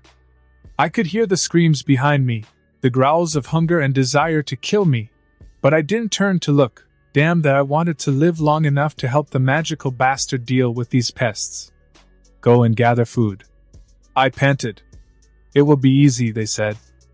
As I was about to make it to the hideout protected with the magic of those weird-looking kids, I felt a dull pain in my abdomen. I grunted in pain as I looked down where I felt the hit and saw an arrow jutting from my stomach. Taking a deep breath, I took the arrow with my right hand as I withdrew the said arrow swiftly out of my body as the blood pooled around the wound. Great, they learned how to use bow and arrows. Get the food. Let's go, Tormund. Ygritte hissed at me, as she and one of the weird-looking children helped me with the food I had gathered, taking all the weight off me. I turned around to where the creature was coming, pulling my axe from my back as my free hand clutched instinctively at my abdomen. You two run, I will stop the bastards right here. As if on cue, the disgusting creature appeared, missing his jaw and with its left arm dangling at an unnatural angle holding a bow. All this package accompanied by the rotten smell of decay that was beyond disgusting. It seemed the horde had stopped chasing me after a while, because I could see only one of them, which was a relief. With that in mind, I steeled myself. Getting ready for battle, I glared into the creature's milky white eyes, devoid of any emotion, nothing but darkness. Come and get me, you undead piece of shit. The walker in return grinned mockingly as he shook his head. Stop running from your fate. Why would you avoid something set in stone? I will kill every living creature in the world eventually. Don't fight a pointless battle. What great offer. Let me think about that. How about no? Damn you. Like I was going to pick death. Damn that, I might be afraid, but I wasn't an idiot. Very well, live for another day. But soon your children of the forest will fail to hold me back, and I will consume you, like I did with your tribe, and like I will do with the world. The walker smiled, which was disturbing without a jaw. All I heard is the whines of a bitch too scared to fight the one that is coming to damn you. The weird-looking children, and the old creepy man that was somehow fused with the tree told me of someone called the Light Champion or the prince that was promised was coming, and that him and him alone would defeat this bastard. The young bear will fall in time. Death is not a matter of if, but when. The walker growled at me. Sorry, I don't speak, bitch. I chuckled as I threw my axe at the monster, cutting his head off. God, that felt good. Egret POV, Tormund once again decided to fight the walkers, instead of running into the safe circle. He's probably dead. I doubt it. The children of the forest shook her head. He was facing one, and one in bad state. He will probably come victorious. But I admit your human friend is reckless, he is. I nodded. He knows nothing, ha ha ha. Tormund's signature laugh caught my attention as he ran towards us. But before he even managed to approach us, the children of the forest attacked him, throwing a firebomb at him. Hey! The hell? Tormund jumped out of the way. What is the meaning of this? I asked the children. He was marked. The children stated, if the Night King marks someone, they become a beacon for him. Oh damn. I will turn? Tormund started to panic, and so was I. No, but if you entered the safe area, with the mark, you would be giving him the access to enter and destroy us. The children of the forest explained. Any way to solve this? I asked. Yes, I can erase the mark. The children nodded. Then why the hell you attacked me? Tormund growled. Because you were a few steps away from killing us all. The children stated with a calm tone, making both me and Tormund go cold in realization. Marching and arriving at King's Landing would take me and my army a couple of weeks, but this time would not be wasted. I had sent one of my hawks to King's Landing with a mission that would, if my plan worked, ensure my victory. Things, of course, were a little bit more complicated than I had originally thought. Tywin had apparently decided to weaponize part of the wildfire, and I had to reluctantly admit, his ideas were good. He wanted to dwindle my army with long-range attacks, using the wildfire in a variety of ways that showed why he was feared among his peers. But regardless of what he tried, he would die, and I would prevail. All he was doing was delaying the inevitable. 1 month away from the throne, 1 month away before I focus on the real war beyond the wall. Tormund POV. The battle is lost. A calm voice spoke aloud, full of sorrow and loss. It was one of the few survivors that had managed to escape the Night King. Humanity will fall. I don't know why we even try. Arangan, one of the warriors, had survived, said as he lifted up a chipped and damaged spear, raising it above his head for a brief moment before he plunged it downward. Damn you all! I growled with anger. How could they even think of giving up? Even if the champion of shit doesn't come to fight this monster, we must fight. Even if we are going to lose, we must fight. We are not going to let this bastard win that easy. Everyone looked at me for a second. I could see they were tired of this. After all, we had been fighting for months, making no progress at all. While every battle would weaken us, the monster would only grow stronger. I knew this was impossible to win, but I'd rather make that bastard work for my life, because I won't willingly give it to him. We are fighting, waiting for a champion that might not even exist. Arangan shouted angry. What are our proofs? An old man that can't move? Or the bunch of freaks that follow him? Since when do the free folk needs a hero? Ygritte said with a bored tone, clearly tired of this facade. If he exists, good. If he doesn't, then let's do what we've been doing for hundreds of years. Let's survive. Finally, someone with brains. I growled in approval. The champion is occupied right now. Leaf, one of the weird-looking children, said. On what? Arangan scoffed, still not believing a word. He is fighting a war on the other side of the wall, because he knows that the only hope of winning is by having a united front. Leaf answered, not paying any attention to Arangan's rude attitude. If he comes ignoring his problems beyond the wall without that united front, he will lose. Humanity stopped the long night once, but they stood together for it, and this time the Night King not only has bigger numbers but is stronger himself. So is our champion. A raven with 3 eyes spoke. Nothing is like it should be, but we must prevail. This is beyond our personal desires or wants. This is a battle to decide if humanity survives or not. I couldn't help but still be startled at the fact the old tree guy could speak through ravens. It was unsettling. You heard the two creeps. We must stay strong. Damn the champion if he doesn't come. Damn him if he comes. But don't give up, I shouted. Lee stared at me before leaving. Well, not the desired result. The three-eyed raven muttered as he watched the people slowly calming down. But it will do for now. Benjen Stark POV. It has been almost 3 months since I left to scout the area, as it was one of my many missions as the first ranger of the watch, and what I found, brutally murdered my brothers. The others, I had found them before, but this time they were different. They moved in an almost sentient pattern. They weren't the mindless creatures I remembered, not that they were geniuses now, but they were certainly different. They moved and act, in ways that one could think were strategies, to hunt and corner living creatures. I had survived their first attack by sheer luck and the sacrifices my brothers did buy me time. But in the process of running away from them, I had lost any way to go back to the wall. The others had made sure of that, so while I was alive, I wasn't sure for how long I would be. Food was scarce to the point I had killed my horse just to survive. But that would only last me so much. I had to find a way to return and warn my brothers. Unlike my first encounters with the others, this time I knew they were preparing to cross, and we needed to be ready for it. I really hope John and everyone else is okay in the wall, I muttered with a deep sigh. The last time I saw John, my nephew, he wanted to become a ranger like me, and explore beyond the wall, and I couldn't help but wonder if he was okay. Tyrion Lannister POV. Father and sister had gone mad, utilizing one of the most, if not the most volatile substance in the world to fight in the war. It was most likely we would kill our own men with it than any of Ronard's. But at the very least, Father wanted to weaponize the substance, unlike my dear sister that wanted to make King's Landing a bomb, with the not at all argument of, if we can't have the city, no one can.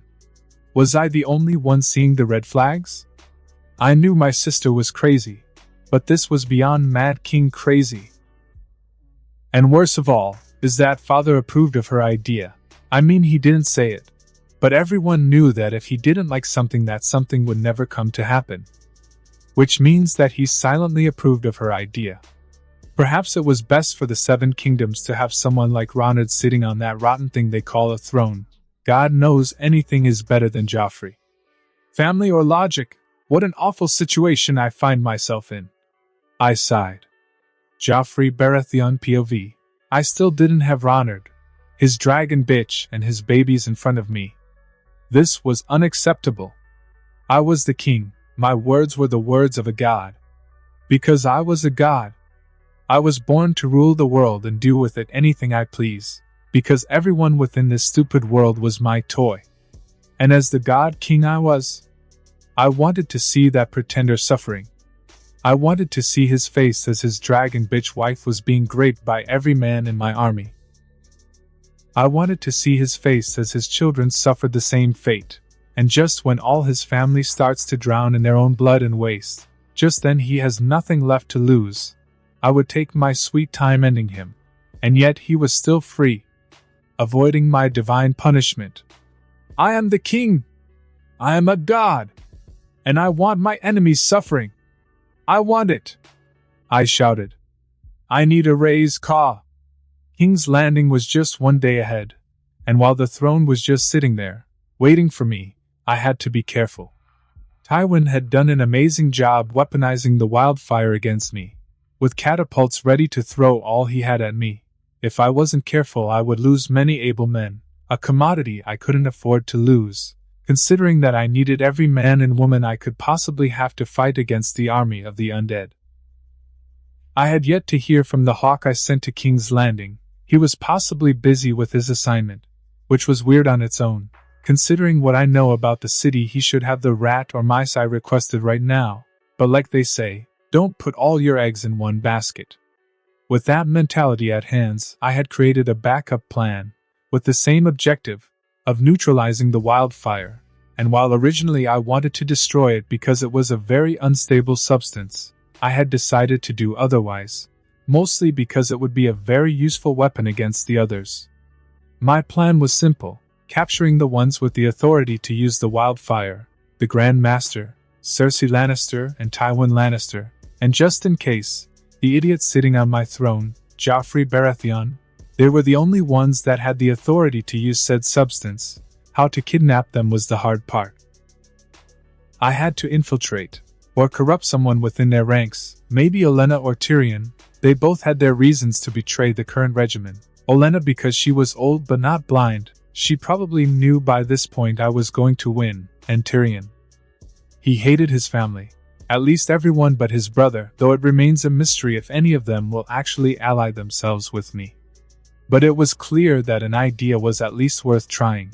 But the real question was, who to send for this mission.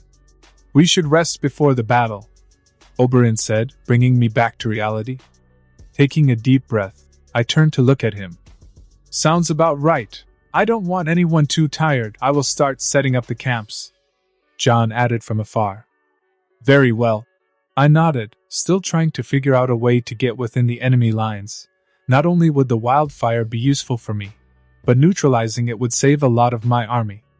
And then it hit me, a way to get to Tyrion, horrors. All I needed was a few willing wenches to chat with Tyrion. Let's see if you really love your disgusting family, Tyrion, or if you have any common sense. I chuckled.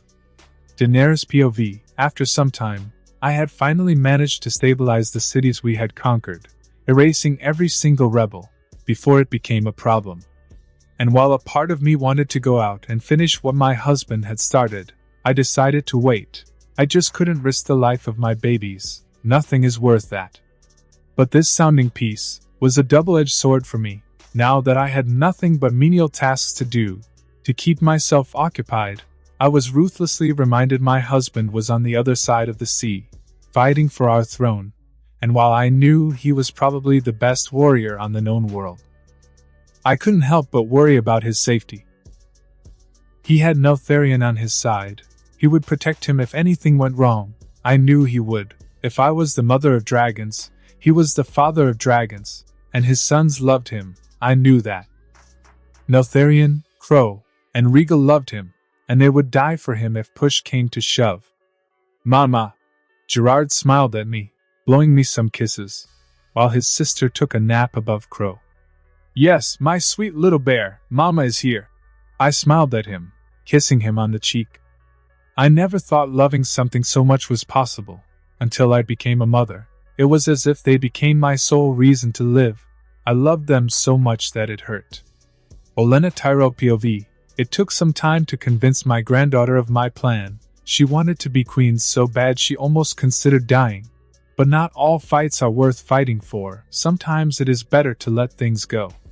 Now it was just a matter of convincing my son, who was a very, very, very stupid man, to go with us to Ronard's side, which was easier said than done. Every time I spoke with the man, he would ramble about, how could I even think of giving up the chance of Marjorie being the queen of the Seven Kingdoms? Morose thoughts. But he would go accept my plan, and I would save this house, regardless of his compliance.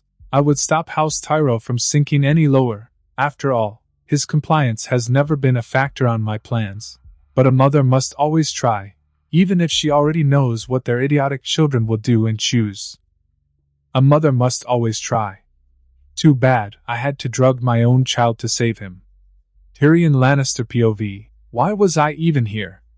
Fighting for a king that will never amount to anything, while maybe being even more crazy than the Mad King. Fighting for a family that doesn't and will never love me? Or was I perhaps fighting for Tywin's respect either way? I wasn't sure anymore. Why was I even supporting this? I knew the moment this war ended, I would meet my end in a mysterious accident, probably orchestrated by my dear sister. Or father, or nephew, frankly anybody but Jaime would try and kill me. I had long served my purpose. Perhaps if I helped Ronard, he would be lenient with Jaime. There isn't enough wine to deal with this shit, I muttered. Jaime Lannister POV. Was father really capable of defeating Ronard? My entire life father had been something I considered unbeatable, a mountain that can't be moved. But this kid was Very good. And while I chanted to myself over and over again that we would win no matter what, a little part of me didn't believe a word I was saying. Dragons united Westeros, and dragons the young bear was commanding. You don't get more prophetical than that around here. A bear that married a dragon, a bear that commands dragons. So perhaps my doubts were not unfounded. I miss you so much, Cersei, I muttered. You will see her in hell soon. From afar I could see Ronard coming to my cell. Hell. What a nice place, I suppose, better than here. I shot back. I suppose, but you are probably wrong about something. Ronard chucked, taking a seat in front of my cage. On what? I smiled, trying to show him nothing would bring my mood down. Well, on the sins that are bringing you to hell. Ronard smirked at me. Banging your sister? Nah. I mean gross, but not something I consider you should go to hell for. Reproducing with your sister? I mean, maybe? Joffrey is a pretty big sin in itself. Killing the Mad King, aka my father-in-law? That's probably the highlight of your life, to be honest. I actually applaud you for that. No, the real reason you are going to help is because you never killed the real monsters within the kingdom, just because they were family. How dare he? I did what I could. By what right does the bear judge the lion? By the right of the sword. Ronard calmly replied. You pretend to be a hero and yet, you are going to kill children, my chi. Nephews. I stopped myself from admitting anything. I will. Ronard nodded. Then if you succeed, I'll be waiting for you in hell, after the gods judge your sins. I smiled at him. What are gods, to a non-believer? Ronard chuckled as he started to walk away, nor without leaving me with some parting words. Don't think so high of the gods, little cat. They are assholes. Olenna Tyrell POV, drugging my son was easy. Now it was time to contact the young bear, and avoid House Tyrell downfall. I didn't even like the Lannisters to begin with. I just reluctantly accepted this alliance because Marjorie wanted to be a queen. But no crown is worth it if you can use it for more than a week. Perhaps it was a sign from above that she wasn't destined to be a queen too. Kings. She had been betrothed, and both had been destined to die. But she could always aim for her kids to rule the kingdoms one day. After all, Ronard had 2 kids, a boy and a girl, both without betrothal. Father is feeling sick, Marjorie commented. How long will the drug take to knock him out? A day or 2. I replied the drug I had given him was very powerful, and would put on a bed for weeks. After that, we will send a raven to the young bear, I see. Marjorie sighed, taking her leave. Remember to tell the foolishness of your brother to not mess the plan up. I added. Tyrion Lannister POV. I had come to a decision. I was not going to let my family destroy this kingdom just because of their pride. Because of that idiotic nature of, if I don't have it, no one will. It was utterly pathetic and cruel to sentence thousands to death just because they felt they couldn't win. Maybe there was a chance for a family to win. Father was a pretty resourceful man. But it was the chance of defeat that frightened me. Because my family had decided to destroy everything just so Ronard didn't rule it. I couldn't in good conscience allow this. It was inhuman to stand by and watch innocent people suffer because they couldn't fathom the possibility of defeat. Besides, there were only 3 people I wanted to save, Myrcella, Tommen and Jaime. The rest of my family was despicable to say the least, and if I helped Ronard, perhaps he would allow them to live. Bronn, I have a mission for you, well, for both of us, I said, turning my gaze into my Sellsword bodyguard. And what is that mission? Bronn replied with his trademark wolfish smile. I need you to help me kidnap my youngest nephew and niece, so we can go and talk with Ronard, I answered, making Bronn spit out all of his wine. Oh yeah, and escaping King's Landing with them, that too, you must want me death. Bronn chuckled. I won't do it, pal, I like living. Time to use Bronn's one and true weakness, gold. Ronard is the richest man alive. He owns the Iron Bank. He will pay you handsomely, very handsomely if you do it. Bronn stopped for a second, pondering over that. How handsomely are we talking about? Small Lord handsomely? Or Big Lord handsomely? Big Lord handsomely, I answered, smirking internally at how easy it was to exploit his greed. Well, I suppose life is too short to not take any risks. Bron smirked. I'll do it, but he better pays me, or I'll kill you, little guy. Don't worry, he will. I nodded, hoping that was the case. Then let's get to it already. We have some royal kids to kidnap, and I have a fortune to get. Bron smiled. Ronald Mormont POV.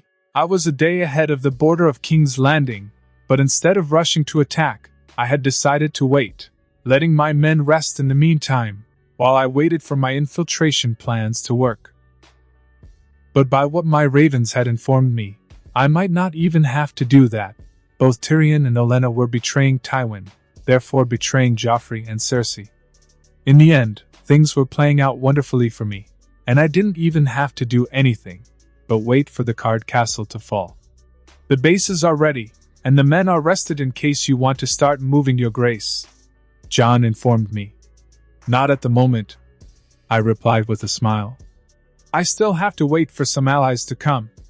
Jon looked at me with befuddlement, but didn't dare to ask. As you wish, your grace. Soon the 7 kingdoms would be mine, and I would have all the peace of mind I needed to prepare for the long night. Melisandre POV. I had finally managed to accomplish what my sweet prince had requested of me, creating steel that would work against the others. It took me some time, that was filled with a lot of trial and error, but I finally had it. My result was no Valyrian steel. In fact, it was the same as normal steel, but blessed by the god of light to work against the others, meaning my light, my sweet and pure light. My prince had more weapons to fight the others. I had completed his task, just like I had promised, but I couldn't stop here. I needed to make sure he was more than happy. I needed to make sure he would think of me as indispensable, and that is why I decided to create more items alongside the blacksmiths, blessed armors, blessed arrows, anything that could help my master win. I will show you, master, what a loyal servant is capable of. Cersei Lannister POV. Victory? Defeat? Nothing really mattered anymore. If we didn't win, Ronard would lose. If we won, Ronard would lose. No matter what, that bastard would meet his end, one way or another. That much I was sure of. Or should I say, that much I would make sure of. Westeros was mine to rule, and if I couldn't rule, then it would burn. I would not step down my rightful place without taking everyone with me.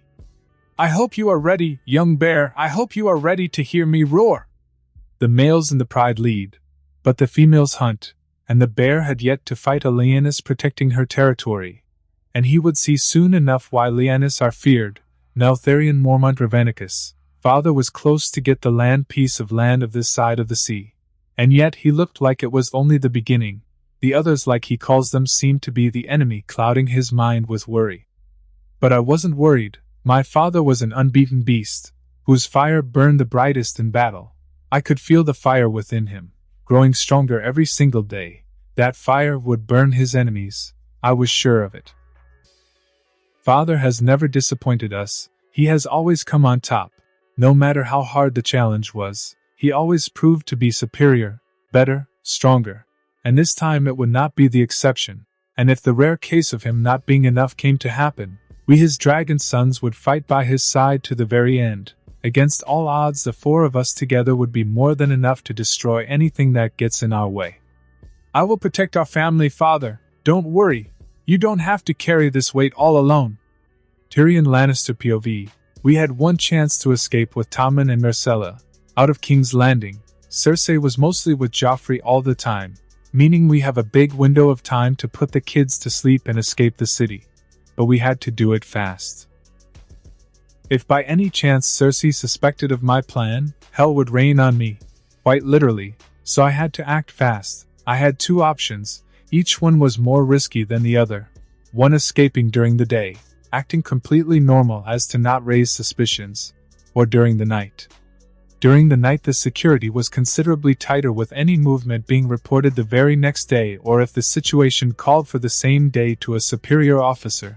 That would inevitably lead to father knowing. During the day this was way more or less restricted because merchants would come and go. but during the day they would probably see the kid, if they were through enough. Or in the worst case scenario, Cersei would notice. Something that was less likely during the night. I say we do it during the day. Bronn yawned. Just act like everything is fine, and nothing will happen. The main problem is my sweet sister, I said, almost choking on the sweet part. If she finds out before we get out of the city, we are as good as death. But during the night the guards have direct orders from your daddy to stop anyone getting out, even you little man, Bronn stated, with an oddly serious look on his face. Our best chance is doing our suicide mission during the day. All we have to do is knock the brats out cold, and if luck is in our side, we will live long enough for me to be rich and for you to do whatever you want to do, I suppose, but we would have to time it right. I hummed in agreement. My dear sister usually goes to court after breaking her fast, so we will have enough time during that window, then it's settled. Now it's a matter of who will knock the brats out. Bronn chuckled. No one will knock them out. I will give them something to sleep for a bit, that's it. I sighed, hoping my plan worked for my own sake, and a few members of my family worth saving. Olenna Tyrell POV. I had written the letter, and the Raven was ready to contact Ronard. I can only hope the brat doesn't reject my offer. To the most excellent Lord Ronard Mormont, by the grace of the Seven, the rightful King of the Seven Kingdoms, we can only hope to be faithful subjects of your grace, wishing to observe your reign, following it with fidelity, wishing you health. We must say we have been misinformed and misdirected by the usurpers on sitting on your throne. We were blind, but now we are not. As it is plain to see that those who are present with you have suggested to your highness many falsehoods respecting us and what doeth want, intending all the mischief that they can do, not only to you but also to us, and to your whole kingdom. We wish your excellency to know that we wish to preserve the safety and security of your person and that of your queen, prince and princess with all our might. As the fidelity which we owe to your demands, proposing to overthrow the usurpers to the utmost of our power, and all those who are not only our enemies but yours too, that includes the foes that lie within the whole of your kingdom. And if any other statement saying we are not loyal to you is said, do not believe it, for we shall always be found to be your faithful subjects. Olenna Tyrell, of House Tyrell, and Marjorie Tyrell of House Tyrell, offer ourselves to serve and obey. All we ask, if your excellency accepts, is to keep guarding Highgarden for you, as we have done before. Are you sure this will work? Marjorie inquired nervously. If that doesn't work, anything will. I sighed as I tied the message to the Raven. We are offering ourselves to him as nothing but his loyal servants, in exchange for keeping our land for him. Father is finally out, sleeping soundly. The drug worked wonderfully. Marjorie sighed, taking a seat. Good, I don't want him awake for any of this. I nodded as I set the Raven into the skies to complete his one and only purpose, delivering my letter. Brynden River's three-eyed Raven POV.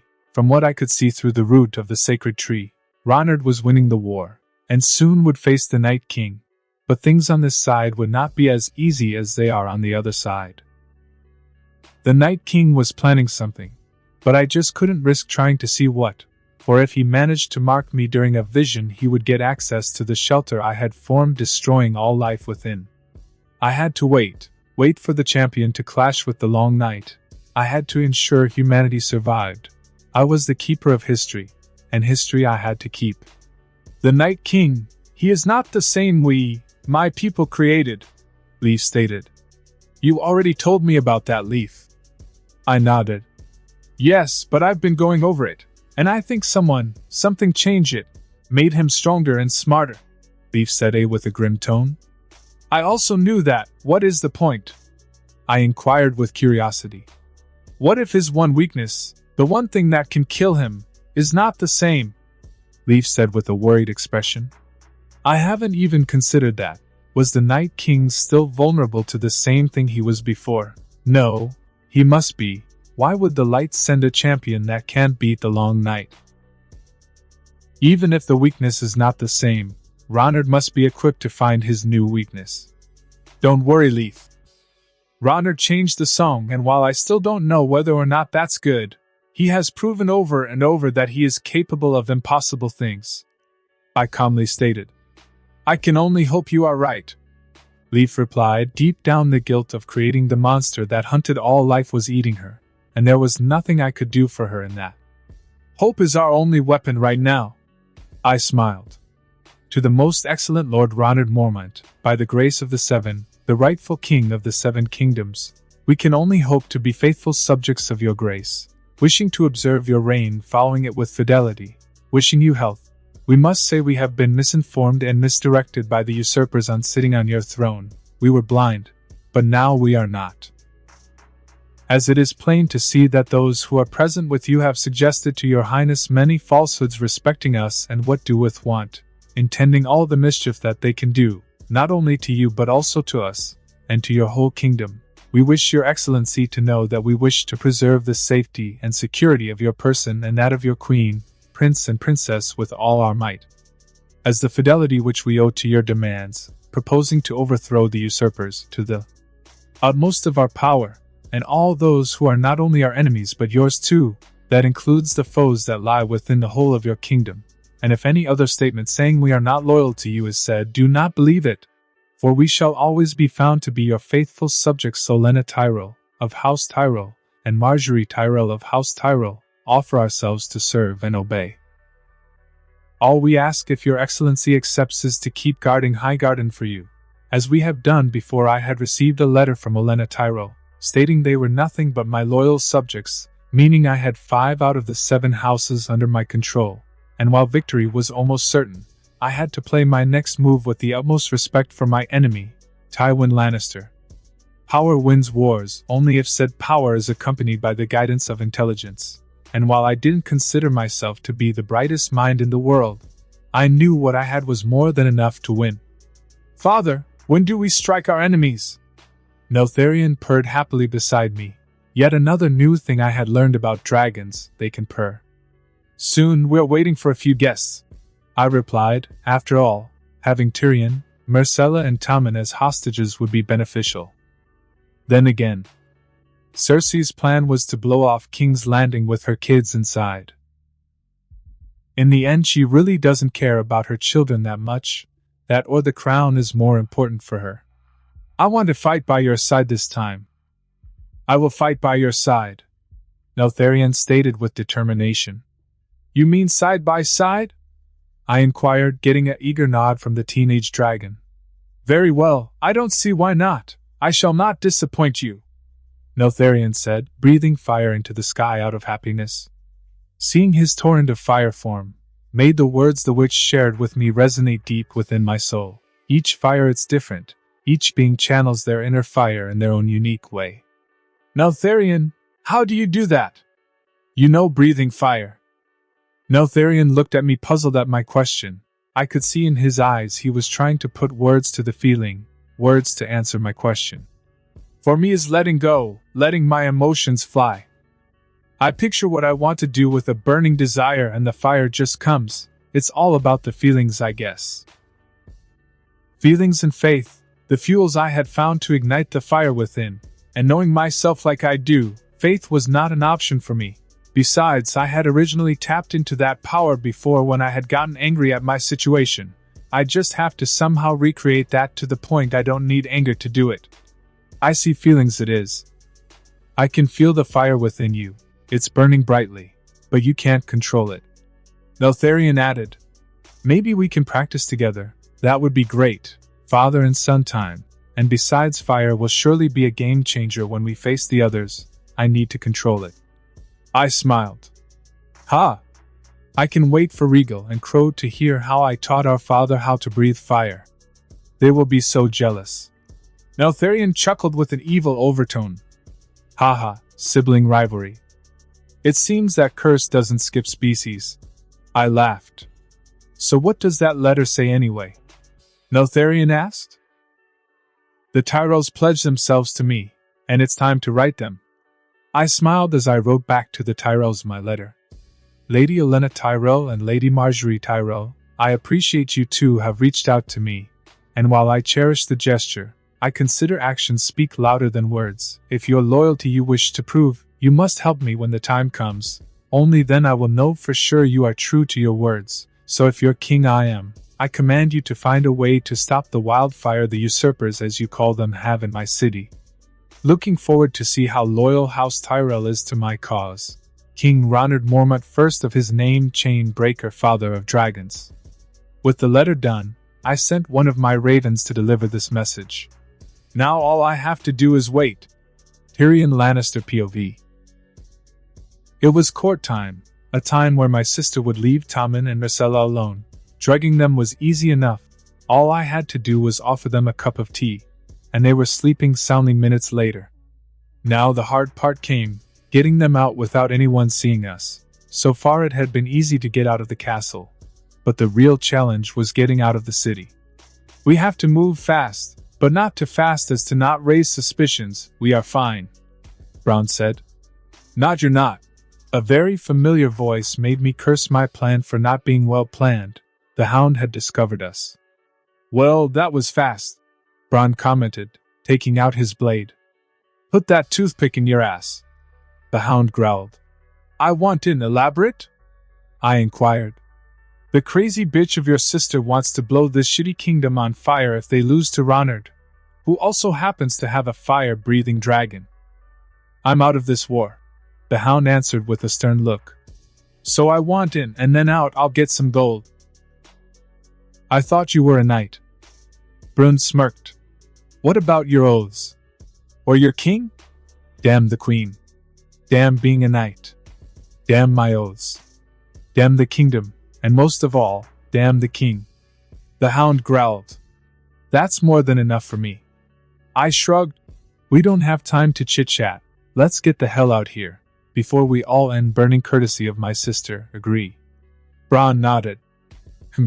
The Hound nodded. Very well, let's go. It seems more and more people are betraying my family. What an amusing and interesting turn of events. The next day, surprisingly for me, Tyrion arrived in the morning accompanied by the Hound, Bronn, Myrcella and Tommen, and if I was being completely honest, I didn't expect him to actually succeed escaping King's Landing.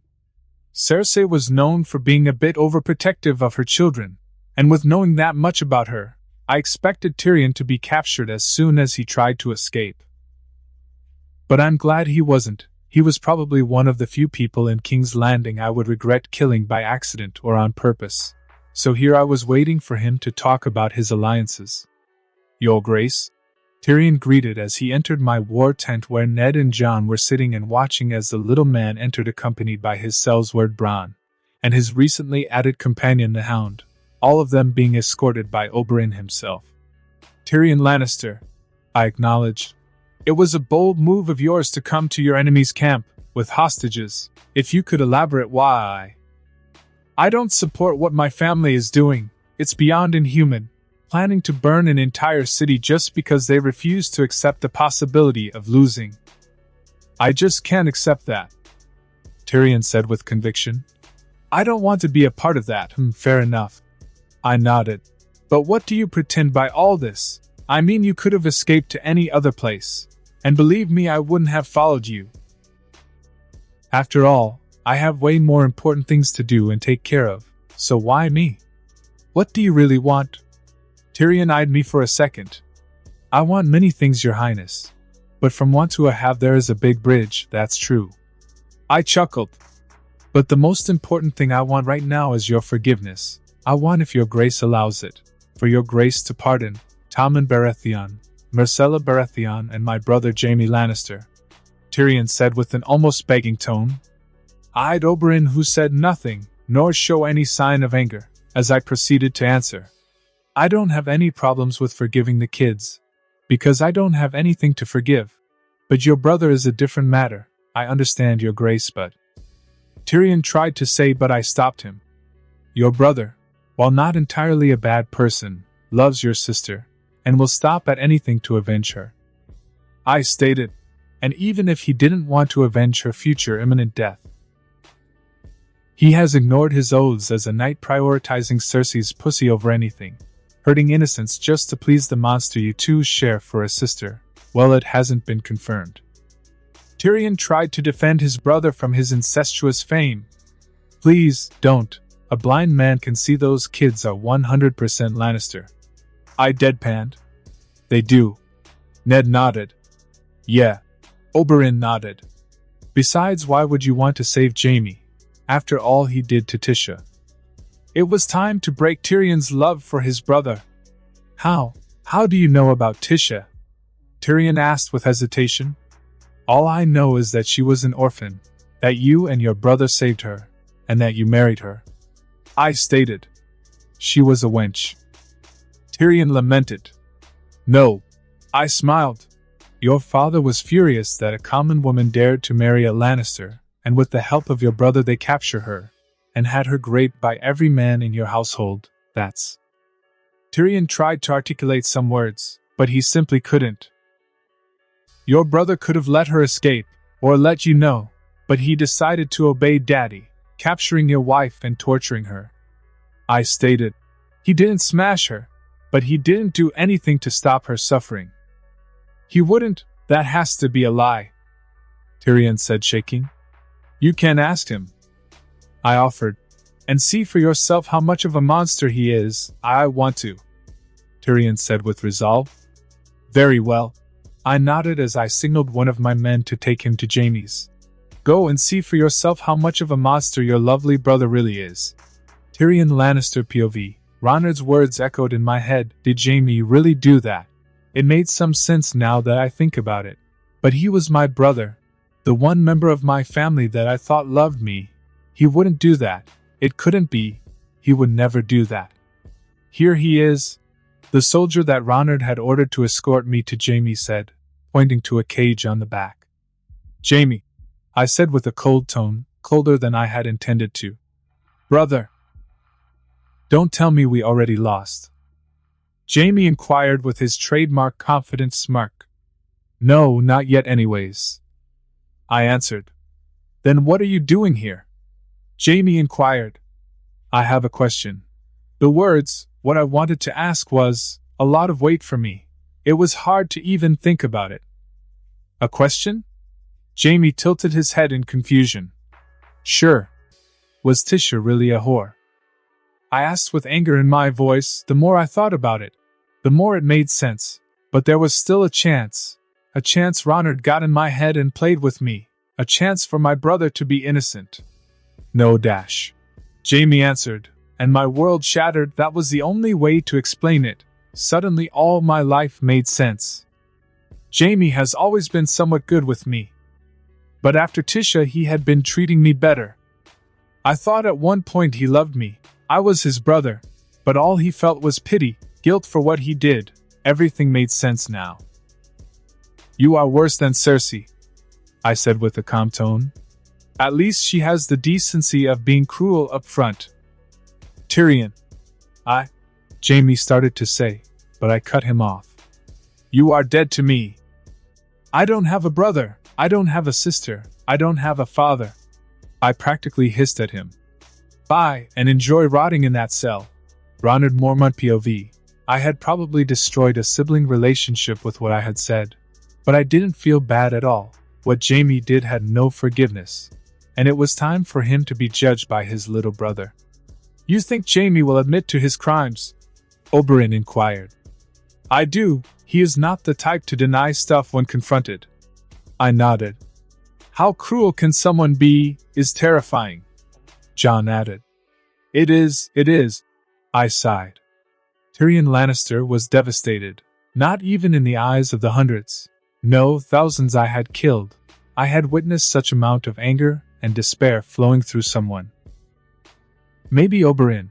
But besides those two, no one. Tyrion had finally realized he was truly alone, with none that really loved him, and that the one person that loved him for who he was brutally scarred for doing so to a point beyond repair.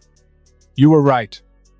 Tyrion smiled, anger, sorrow, and a bunch of other emotions shining through his fake smile.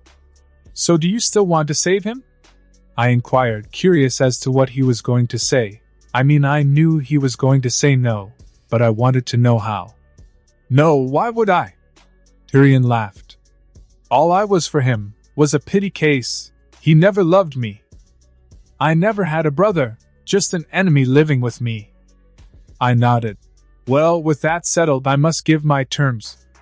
Tyrion looked at me and sighed. All I want now is to save my niece and nephew. I can grant you that wish, but you must know, your house will be broken.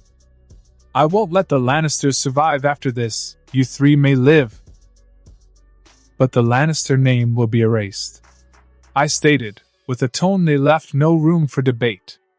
As you wish. Tyrion nodded. Sorry to interrupt, but little ex-lion here offered me a lot of gold you were supposed to provide. Bronn said, breaking his silence. I want to see this. Sandor Clegane muttered with a low chuckle. Did you? I asked Tyrion. I did. Tyrion nodded. So you see, someone owes me gold. Bronn smiled. I had to admit the crazy bastard had balls. Titanium balls. I will give you 500 gold dragons for your services. I sighed with a bored tone. And that's all you will get. I added, glaring at Bronn, leaving an unspoken threat in the air to not do anything rash. Well, not at all what I was expecting. But it will do, Bronn said, hiding his disappointment. What about you, Clegane? Did Tyrion also promise you gold? I asked, wondering if I should beat the crap out of Tyrion for offering my shit. He should be grateful his suicidal plan actually benefited me. No, but I won't complain if I get some. Sandor Clegane shrugged. All I wanted was to get out of all the fire coming. Damn that is probably the most relatable thing I have heard on this mess-up world. I chuckled.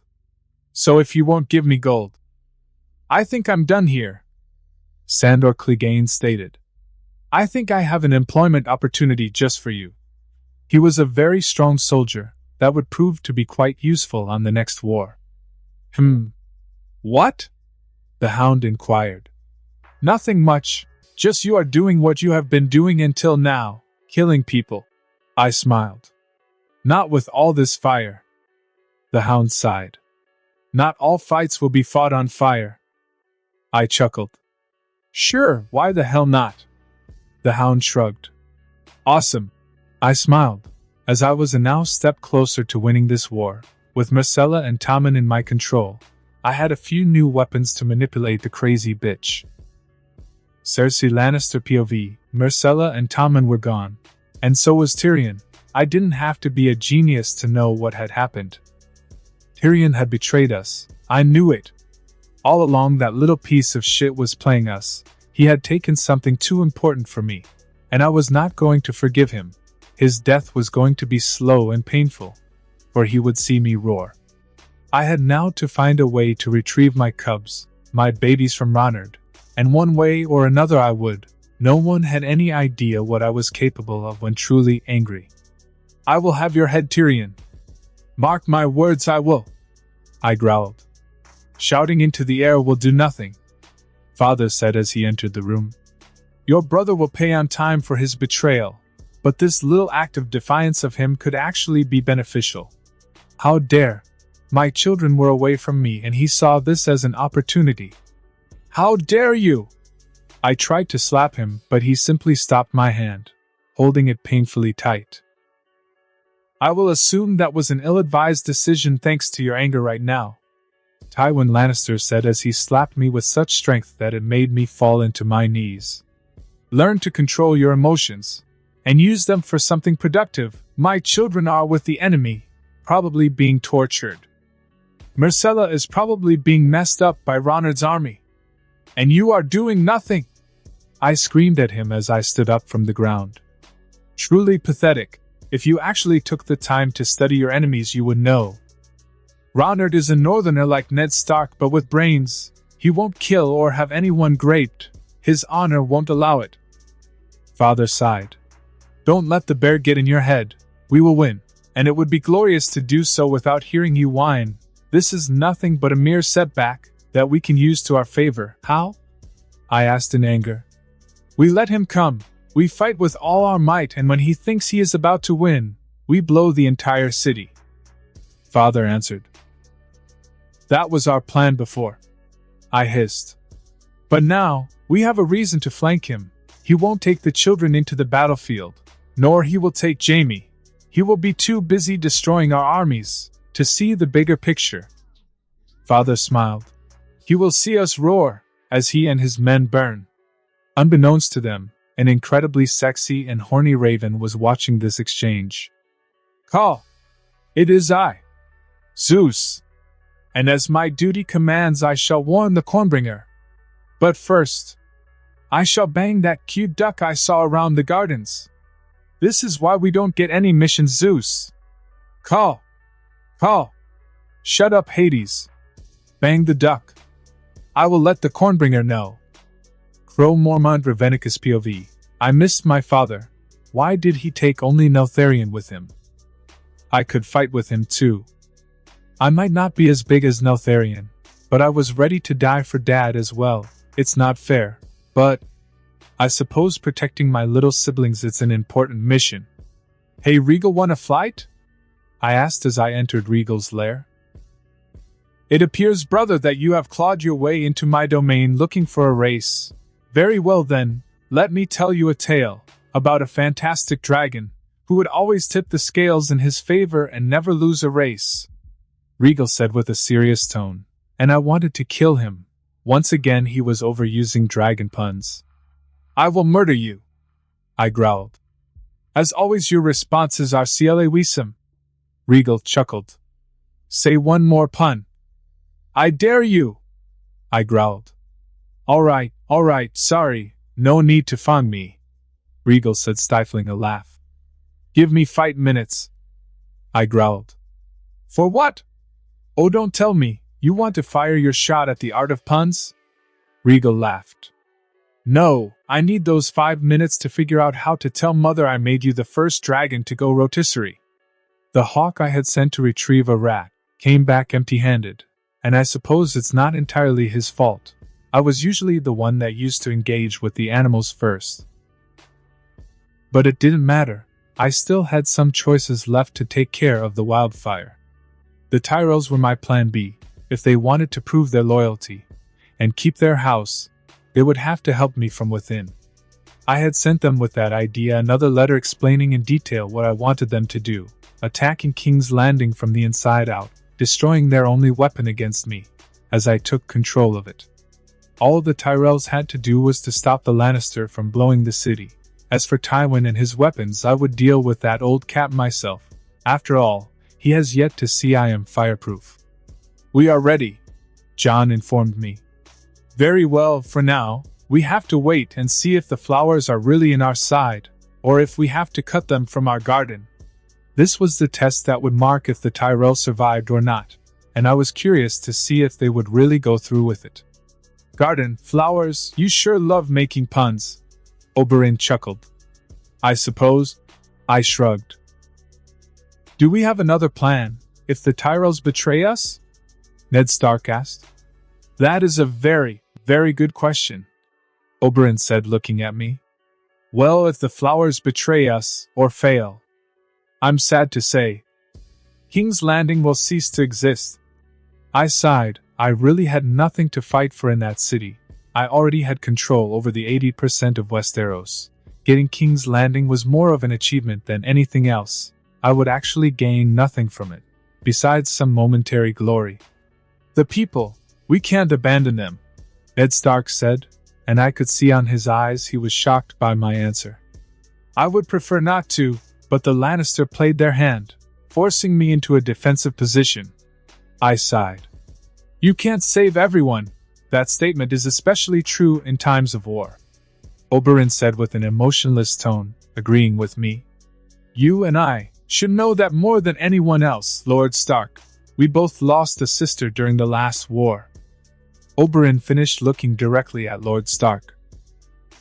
I know, but we must keep trying, Ned Stark said, showing that, like always, his honorable side was both his greatest strength and weakness. I'll be honest with you, Lord Stark. If I didn't have to fight a bunch of undead creatures that share a singular purpose, that is to end life as we know it, I would try, but I don't have the luxury of playing the long game with the others coming. In other circumstances, I would just let them die out. Food would eventually run out, and one by one they would die. But unfortunately for me and the people inside the city, I had the entire Walking Dead cast waiting for me. Humanity. At a whole, it's more important than a city. John agreed to both my and Ned's surprise. But that doesn't mean we won't try to save the city, right? Yes. I mean, I will certainly try. But if I have to pick, I will let the city burn while I fight Umbrella. I sighed. Umbrella? Oberyn inquired. It's an inside joke. I chuckled. The pain of a few. For the safety of the many. Ned Stark sighed, knowing very well I was right. I know it's for the best, but I just can't like the idea. That's why I'm the king. I smiled.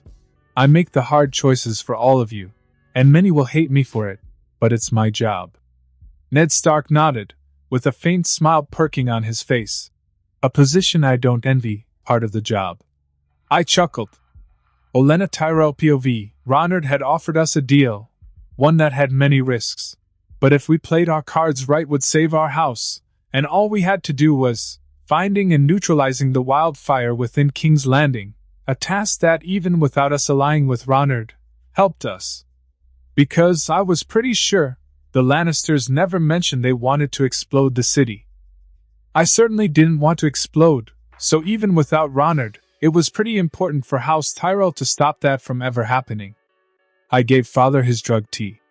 Marjorie said as she entered the room. Good. I nodded. Any idea where to look for the wildfire? Marjorie inquired as she took a seat across me. Some. I nodded. I'm pretty sure the wildfire is under the city. If I remember correctly, the city had or still has some tunnels that the Targaryen used to use. And if I had to take a guess, the wildfire was there. A very clever spot for it. Marjorie sighed. With so many tunnels we will have a hard time finding it all, yes, but unless we want to burn alongside this wretched city, we must find it, and buy the young bear as much time as possible. I sighed. Things were surely not going like I originally wanted them to go. That we must. Marjorie nodded. And it wasn't like we had any other option. If we tried to escape the city, Ronard would crush us. If we stayed with the Lannisters, Ronard would also crush us. And if we didn't find the wildfire on time, well, we would be crushed, but not by Ronard, but by the Lannisters' ego. Ronard Mormont POV, today was as they say.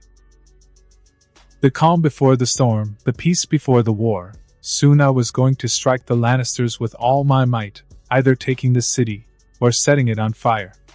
But today, it was time to relax, and maybe try to understand how my fire works, and the beast teacher available right now was my son. Neltharion, who I was going to see right now. Hey Nelt, what are you doing?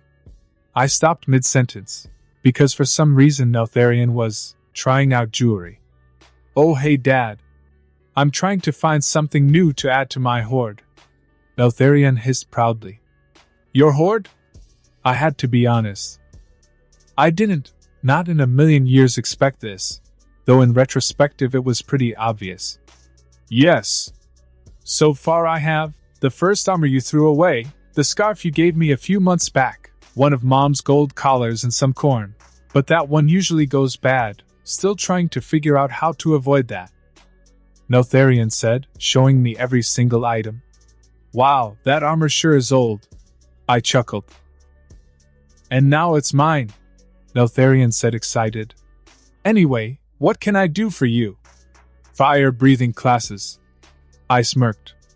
Yes. I mean, sure. Neltharion was apparently overly excited to teach me. Awesome. I chuckled. Fire was a tool of destruction and life. It was a double-edged sword, one that I had to learn to control if I wanted to win the real war. And the key to do so was to control my emotions perfectly, at least on a human point of view. Anger was the original fuel I had used to lit my fire for the first time, but anger was unreliable. I needed to find another focus, one as strong but more malleable, something that didn't blind me. And my son, Neltharion, had helped me to find that.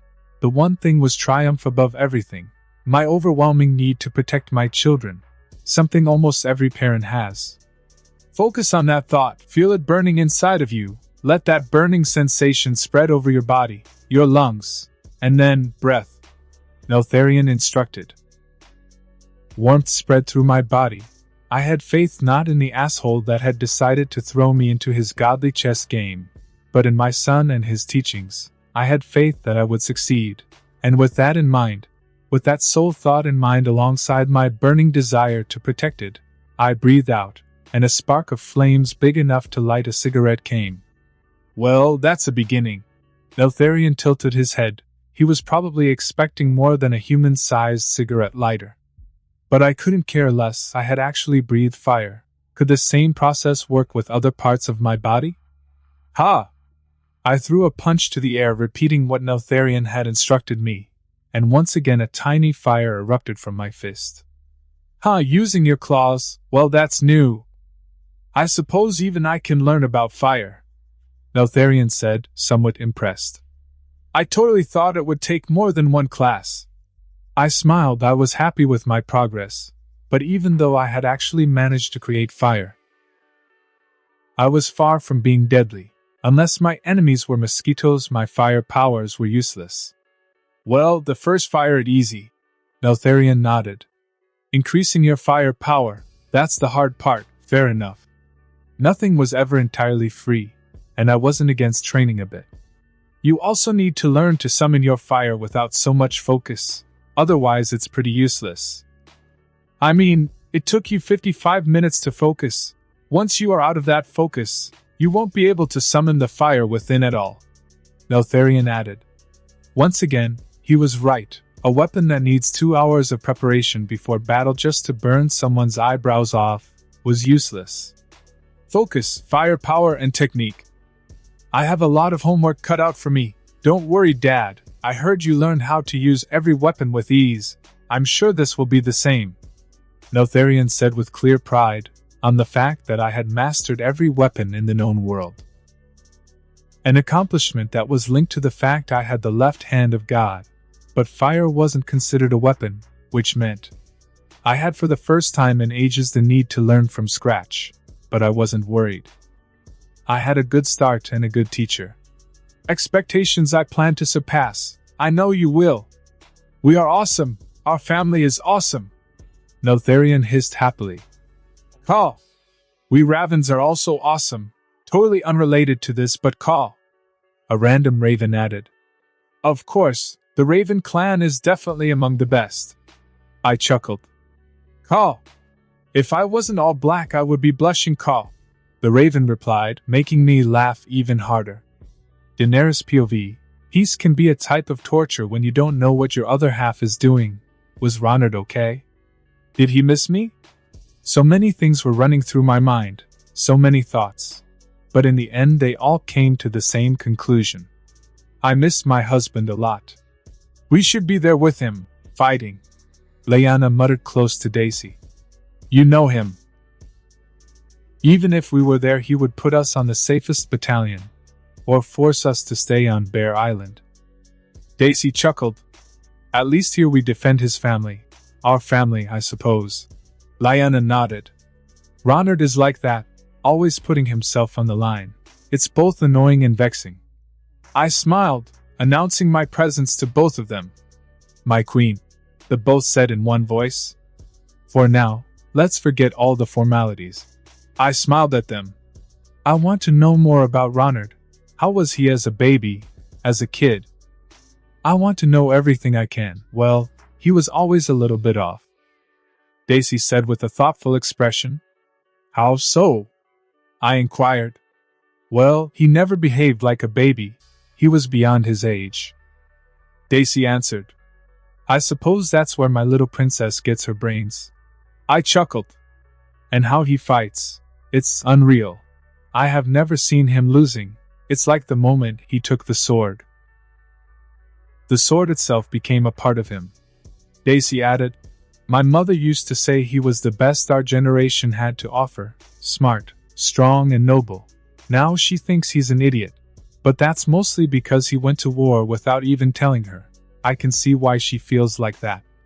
I laughed. Ronard was an expert at giving stress to those who loved him. He is what I aim to be. Lyanna smiled. I know deep down I won't ever fight like him, but we are family. Some of his greatness has to be in my veins. He would always say, Liana, you can do anything. Don't let anyone tell you otherwise, unless it's me. I'll probably have a good reason if I say no. That does sound like him. I smiled. Do you remember how uncomfortable he was flirting with Sansa? Liana chuckled, looking at her sister. Oh yeah. Daisy laughed. He tried so hard to fall for her, dates, kisses and everything. But in the end it was as clear as the day he liked her as a sister or a cousin. As a sister or a cousin. That was a red flag on my family. Not anymore. Did she love him? I inquired. I don't think so. Daisy shook her head. She was happy with his efforts and stuff.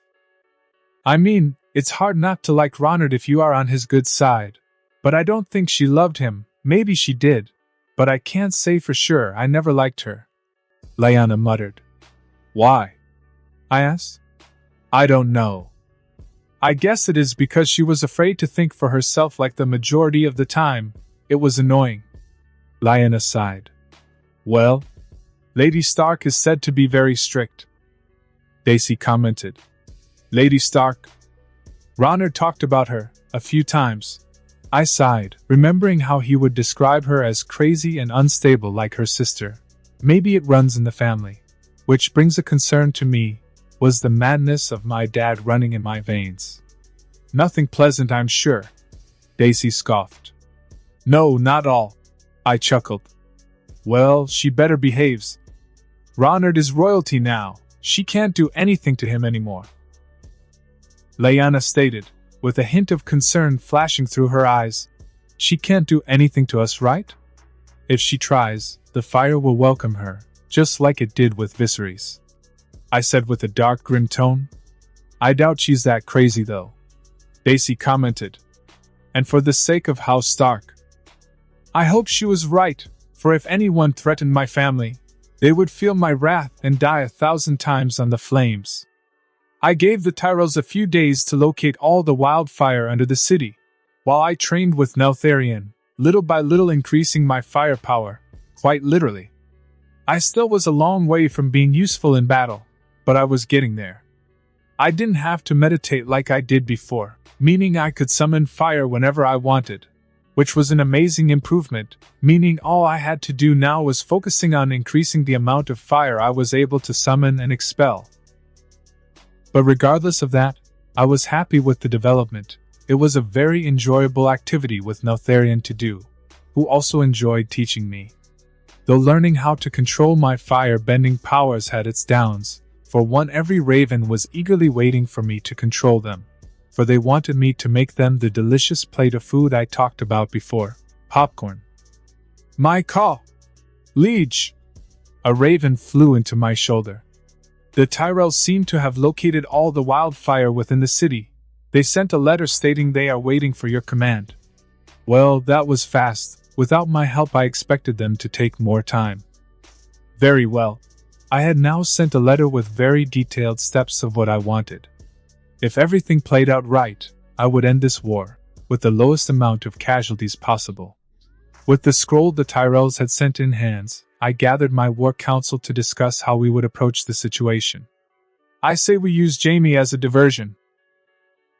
His dear old dad won't resist. Oberyn offered. A good idea, but not really efficient. I sighed. Using Jaime as a pawn would indeed give me results, but those results would at much be minimal. Then again, I could make a show out of his dead, for all the Lannister men to see, but while effective that idea had a problem. It would by honor standards dishonor me. We could execute him before battle, sending his head to King's Landing. That should be enough to destabilize their game, making them suffer for a bit, at least buying us enough time to enact our plan. Jon commented, leaving everyone in the room, shocked. I mean, if you want your grace, holy crap. Jon, that was dark, and I love it. I had to admit, his idea was very efficient, and would send a message that while untrue would shake the queen, Jaime's head would make her believe I also killed her kids. That has to be the dragon in you. There is no way a wolf can come up with that. Oberyn chuckled. What do you mean? Ned Stark asked in a dangerously low tone. No offense, but you would probably kill him, bury him, without never exploiting his usefulness. Oberyn shrugged. We don't like these mind games in the north, nor we need them, Ned Stark stated.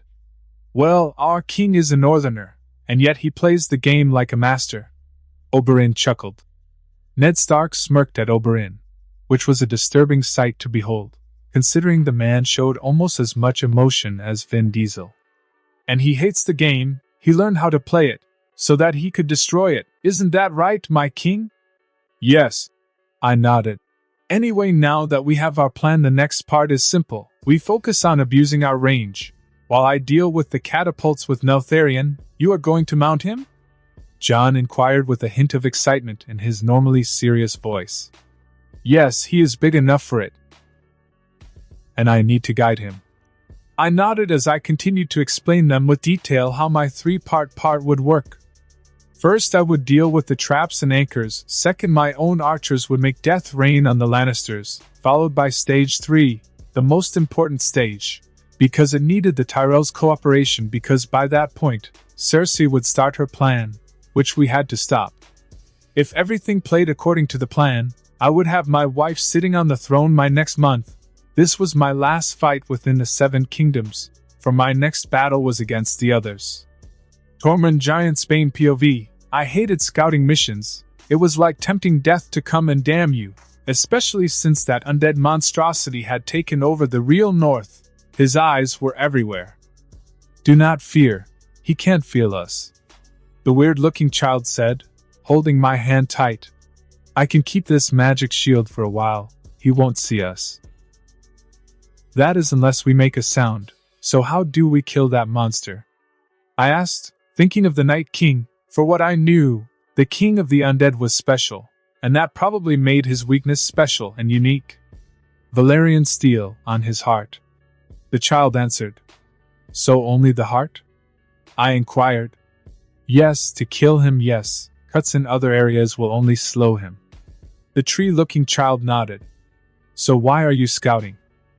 As I was about to ask more about why we were here, Destiny decided to show me firsthand why we were here. From afar I could see something under a massive iceberg. Is that a dragon, a dead one? The children muttered. We have to warn the others. If he keeps breaking the ice at this speed, it will take him a few months before he has that creature under his command. Undead, dragons. I can't believe what I'm saying, but I will take a vacation if I survive this. I seriously need it. I sighed as I followed the children back to camp. Night King POV.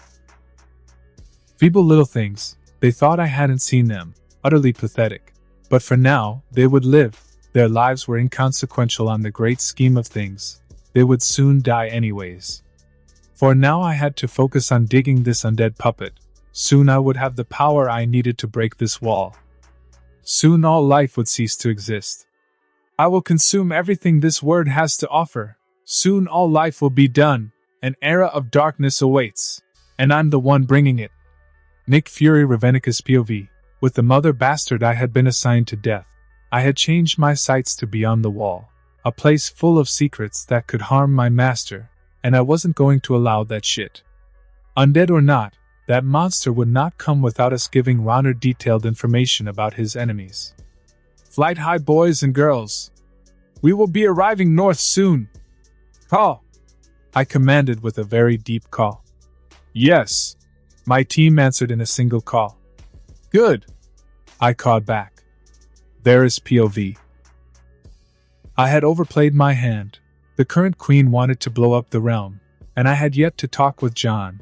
He needed to know he had a better claim than Ronard and Daenerys. Jon Targaryen was the rightful king, but he had no army backing him up. I knew if push came to shove, Lord Stark would ally himself with Jon, but that was about it. I need to thread my web very carefully, otherwise I will lose everything. I sighed. Call, you already did. You already did, Call. I woke up the next morning with excitement. Today was the day that I was going to attack King's Landing. The Tyrells had found the majority of the wildfire. meaning I was clear to attack the Lannisters. I was going to lead the attack, charging with my dragon in the front lines. My dragon's son and I would be more than enough to take care of all the enemy traps ahead, including the ones that Tywin Lannister. Today is the day, I shouted for everyone to hear. Today we take down those fake lions and everything they love. Needless to say, my men started to shout a chant in agreement. They had been ready to fight for me long before, and now it was their time to shine and prove how loyal they were. A suicidal thought, but one that helped me. Not to be a party pooper, but Oberyn approached me. Can we trust those flowers? They have jumped sides like a game of hot potato. Lovely reference. And no, we can't trust, but for now, I know they are playing on my side. I chuckled. After all, it was very hard to lie to me when I had ravens spying their every move. We should be ready to march in a few hours, Ned Stark stated, mounting his horse. Are you going to ride your dragon ahead? Or wait for us? I will wait for everyone to be ready. Once the men start marching, I will fly to the city with Neltharion, taking out their defenses. I answered. Very well. Ned nodded. Leave some Tywin for me if you happen to burn him, Oberyn added with a smirk. I chuckled. I will try. It took my entire army roughly 2 hours to get ready to march, but once they were done, I mounted Neltharion and left them. As I charged with my dragon's son and some of my ravens into battle, my goals with this attack were simple. I wanted to destroy all long-range fighters, and of course, create some chaos on Tywin's formation, shaking his strategy. Are you guys ready? I asked my dragon's son. I will not let you down. I will burn every enemy that stands in our way, Neltharion stated with absolute confidence. We are ready, Call, my ravens cawed in one voice. I smiled at their answers. As I laid my eyes on King's Landing, I could already see the castle from afar, and it had been only an hour since I left my men behind. Air travel does make a difference. Let's show them what we got, I shouted. Call. The city kept getting closer and closer. Second by second, the distance between us and the city was slowly disappearing, and just when we were in range, I shouted, Fire! At my command, a torrent of fire shot from Neltharion's mouth, burning every poor soul on its unforgiving path, setting a lot of unaware soldiers to blazes, melting eyes and burning their skin away, killing them a few seconds after the fire had taken them. Locate all the long-range defense posts. I ordered a few of my ravens, and in response they immediately flew to fulfill their mission. Fire!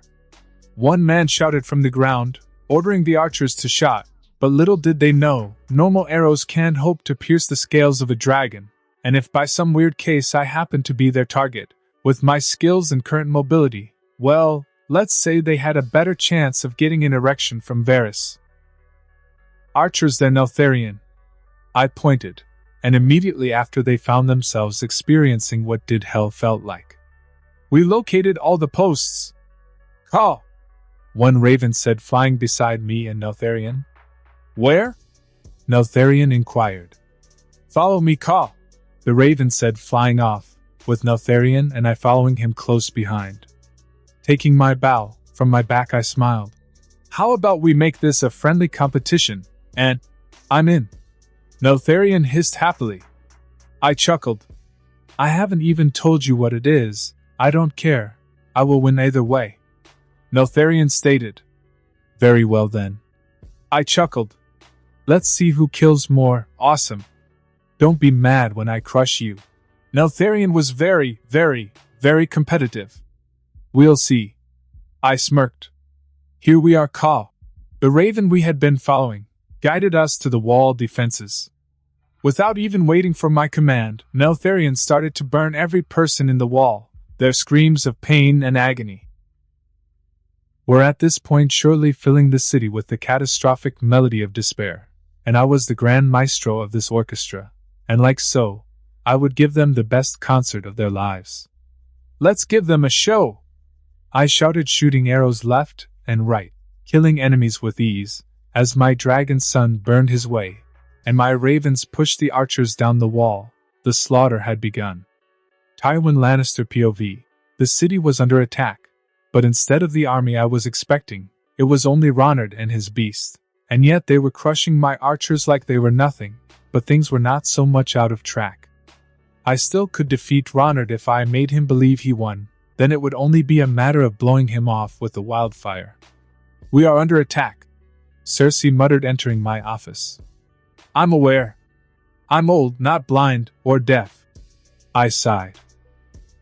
We will win, Cersei stated, the mountain standing by her side. The walls of King's Landing have never fallen down. No man has managed to do so, the key word being man. I interrupted her, for she was once again being an idiot.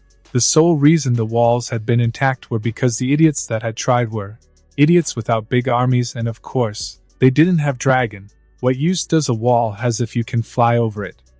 Don't forget he rides a creature thought to be a fairy tale till now he will die either way. By our sword or by our fire, Cersei stated. Your blind confidence in victory is almost adorable, but you are not a kid anymore. I sighed. Anyways, father, I have to go and see my son, Cersei commented. It was maybe the last time she got to see him. If things end up being bad, that is. Please tell him to put on his armor, I ordered. He will not fight, Cersei growled. He is the king. He needs to fight, and beside I don't need your opinion nor your approval, I stated with cold eyes looking at her. I won't let you. A single hand sign was more than enough to shut my daughter down. If she gets in your way to get the prince, don't hesitate to use force. Am I clear, Sir Gregor Clegane? I looked at my mad dog, who simply nodded in riposte, leaving with my daughter to retrieve my grandson. This was everyone's last stance. This battle would either destroy two houses, or set in stone the Lannisters on the throne. The slaughter continued, with Neltharion burning every in our path. Soon the city would be ours. My ravens had informed me that my army was going to arrive any minute now, meaning this battle would be over soon. Now, the rest was up to the Tyrells. They had to stop Cersei's backup plan. Now that was a bit complicated. One segment of wildfire was more than enough to set a big part of the city on fire. So if they missed even one, the consequences would be catastrophic. Let's focus now on the troops outside the walls. By this point we had already burned all the archers and anyone close to the wall. So as to not waste any time, it was time to focus on the others. Got it, Neltharion said, turning to the other troops. As we continued burning the enemy's army, from afar I could already see my men approaching the battlefield fast. If I had to take a wild guess, I would say they were a few minutes away at much, which meant it was time to open a path for them. Burn the gates to King's Landing, I ordered my son. His fire was strong enough to break through wood, and even shattered stone. In short, the wooden gates of King's Landing were barely an inconvenience for us. But the main reason I had avoided to attack them until now was because I didn't want to push Cersei to her limits. At least not until my army was close, which it was the case now. I also wanted to give the Tyrells more than enough time to plan their approach at stopping Cersei and her suicidal plan, and by the information my ravens had been giving me, they had set a big part of their army to defend those delicate spots. Of the Tyrells depended if I gave my men the signal to enter the city or not. Tywin Lannister POV, chaos. Pure and absolute chaos. The walls of King's Landing were in flames, the citizens were running and crying in fear, and my army was broken. Fire and agony breaking their formations. Was our defeat always this? Unavoidable. One simple man, was leveling my army like they were nothing, and all he had right now with him was a dragon, one dragon by his side, and everything I planned was burn into nothingness. In the end it was me, who was blind. I didn't have to see more to know that the moment Ronard's army breached within the wall, everything would be lost. I underestimated the power that a dragon had. By a long margin. I thought a good formation and weapons would stop the beast, but they didn't. Arrows bounced off its skin, swords couldn't reach it, and catapults were too slow to aim at the beast, and were subsequently burned like the rest of my plans. The gates are gone. The dragon blew them open, one of my soldiers said with fear shaking. Where is the king? I shouted, turning to one of my men. He is with the queen, my lord, the soldier answered. Even in the end, the idiot of a daughter I had was destroying our name. Even in defeat, a Lannister must be an example. Bring the king to me, or die trying, I commanded. This was the last time I allowed my daughter to shame the family name, or what was left of it. If we were going to die, we would die being the lions we were. No grandson of mine was going to hide under a skirt. He was the damn king, and like a good captain he had to sink with his boat. Besides, his mother's plan was to blow up King's Landing if we failed to win. And we were doing just that, failing awfully to win this fight. Cersei Lannister POV. Father had failed once again to stop Ronard. He had failed me for the last time, and he would burn with the city for it. He thought I wanted to take King's Landing with everyone in the city included. But the reality of my plan was a bit different, something I had kept secret to everyone. The city would indeed burn, but without Joffrey, the Mountain and me, I had other plans for us, for we would escape through one of the many city tunnels, leaving Ronard and my father burning. With the Mountain on my side, I would be able to survive, long enough to take what it was mine. Why do we have to escape, Mother? I'm a king. The enemies will kneel when they see my radiance, Joffrey complained. They will, but for now, we need to play our cards to the best of our possibilities, I sighed. Well, if we don't have any other choice, Joffrey sighed. Behind me, the Mountain commanded, and a second later I noticed why he was giving us orders. Soldiers of Highgarden were in the tunnels, guarding the first explosive of the chain that would set the city on fire. How dare you to touch a king? You are not worthy of it, Joffrey hissed with anger at the Mountain, failing to notice the soldiers ahead. We have orders to not let you pass, one of the soldiers said, unsheathing their blade. I am your queen, so who ordered you such a thing? I inquired. We have orders, and that's all you need to know, the soldier replied. Stay back. I'll handle this, the Mountain said, slowly walking towards the dozen soldiers with a smile plastered on his face. He wanted to break them, to make them suffer. Make every single one of them suffer. But be quick, we have at much an hour before the bear takes the city, I ordered. That's more than enough time. The Mountain laughed, dashing towards the soldiers with a wicked smirk of pleasure. Ned Stark POV. The damage one dragon alone was able to deliver was truly terrifying. No wonder my ancestors kneeled to the first Targaryen. This was unbelievable. Just Ronard and his dragon were more than enough to level a big part of the defenses King's Landing had in place. And all it took him was about an hour and a half, burning everyone and everything on his way. And he did all this with online 1 out of 3 dragons. I can only imagine what he would be capable of doing with his 3 dragons. Most likely he would have no need for us. Let's keep the fight outside. We need to wait for the king's signal to enter the city, I shouted, remembering the men we had to wait until Ronard safe enough to enter. In that Ronard had been very clear that if he didn't give the go signal to enter we were forbidden to do so, as to avoid everyone getting caught in the explosion. We were winning, but I still couldn't allow my men to enter the city. Something was off. Cersei and Joffrey were nowhere to be seen, and that was pretty alarming in the big scheme of things. That woman was a wild card, unpredictable, and if she wasn't anywhere to be seen, it meant she had a plan that might screw me up somehow. Find Cersei, I ordered my ravens. Caw on it! My ravens cawed, flying off into the city to find the Mad Queen. I had a bad feeling about all this. With Cersei missing, it was almost unavoidable that something was going to go wrong for me, and I didn't like that prospect, so for now, I would keep my army outside the borders, waiting for Cersei to appear. After all, I couldn't afford the luxury to lose any soldiers. Is that woman so important? Neltharion asked. Somewhat. Is not so much that she is important, but that she is unpredictable, and in war you can't allow wild cards to roam free. I sighed. I see. What a problematic situation then. Neltharion hissed, going back to burning the army beneath us. Indeed it is. Cersei Lannister POV, the mountain was destroying the Highgarden soldiers like they were nothing, ants. One by one they were falling to his enormous and unparalleled strength. Each swing of his massively abnormal long sword resulted in another body on the ground, adding to his uncountable count of victims. And I couldn't help but smile at this sight.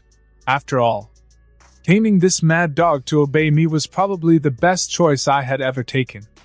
Finish them quickly, you'll have time to torture later. I smiled, imagining Ronard under the mountain's foot. Boring. The mountain grumbled, picking up his pace. Call. Call. Call. A raven. What is a raven doing here? Well, it didn't matter. Make them, Bob the Raven POV. I had found the Mad Queen. I had to let you the Cornbringer know she was on the secret tunnels of the city. She was planning to escape the mighty judgment of the Corn. And I was not going to allow it. The Corn was fair.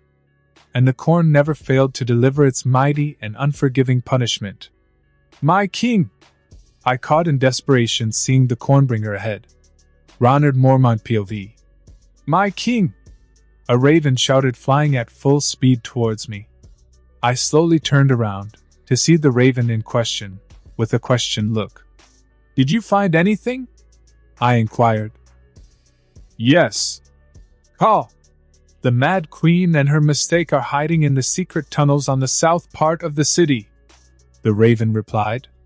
I smiled at this. My targets were waiting for me, and without even having to tell Neltharion what to do, he was already flying towards the location where we had to go. When we get there, let me handle them. I wanted to deal with the mad duo by myself. Sure. I mean, I completely demolished you in the competition we had earlier, old man. I think I got 3,000, and you got like 60, Neltharion stated proudly. You breathe fire, give me a break. I chuckled. So can you, but in smaller quantities, Neltharion shot back. Fair enough. I laughed. I wanted them to suffer for opposing me.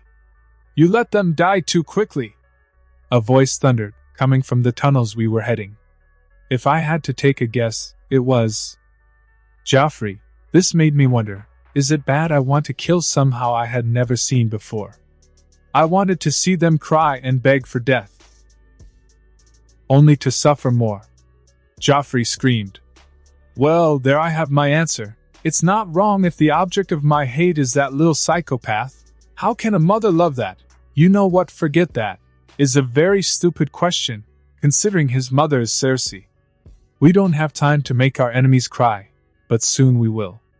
Cersei commented. I had yet to see her, because we were hovering above the tunnels, but that voice had to be hers. I think they are there. Neltharion commented. Yeah. I nodded, pointing to a cliff. Drop me off, sure. Neltharion did as he was told. I will go and help our army with the rest. Send a raven if you need me to pick you up, sure. I chuckled, and with that said and done, I was left alone waiting in the exit of the tunnel for my prey. Little by little their voices grew louder and louder. They were coming closer. I was waiting for them, with my sword at hand, though I had to be careful, not because I thought they represented a challenge. Oh no. But because I had promised Dorne, the mountain. And if this Cersei was anything like the Cersei I knew from the show, she had recruited that monster to her side. Well, if it isn't the Queen of Nothing. I chuckled, seeing the blonde package of madness coming out of the tunnel. You are? Cersei scoffed. Another soldier Olenna ordered to die. I want to hear this one scream. Joffrey commented with a gleeful smile. Haha, that ain't gonna happen. I laughed. Too bad Olenna couldn't stop you. Then again, when I ordered her to do so, I didn't account for the mountain ordered. Ronard, Cersei hissed. The one and only. I bowed. You can't find this amount of confidence and style in any other king. He is Ronard. Joffrey screamed, his face slowly going red like blood in anger. I want him death. Kill him. Jesus, the lungs on that boy. I chuckled. Let's see if you keep that bravado for long, Cersei hissed.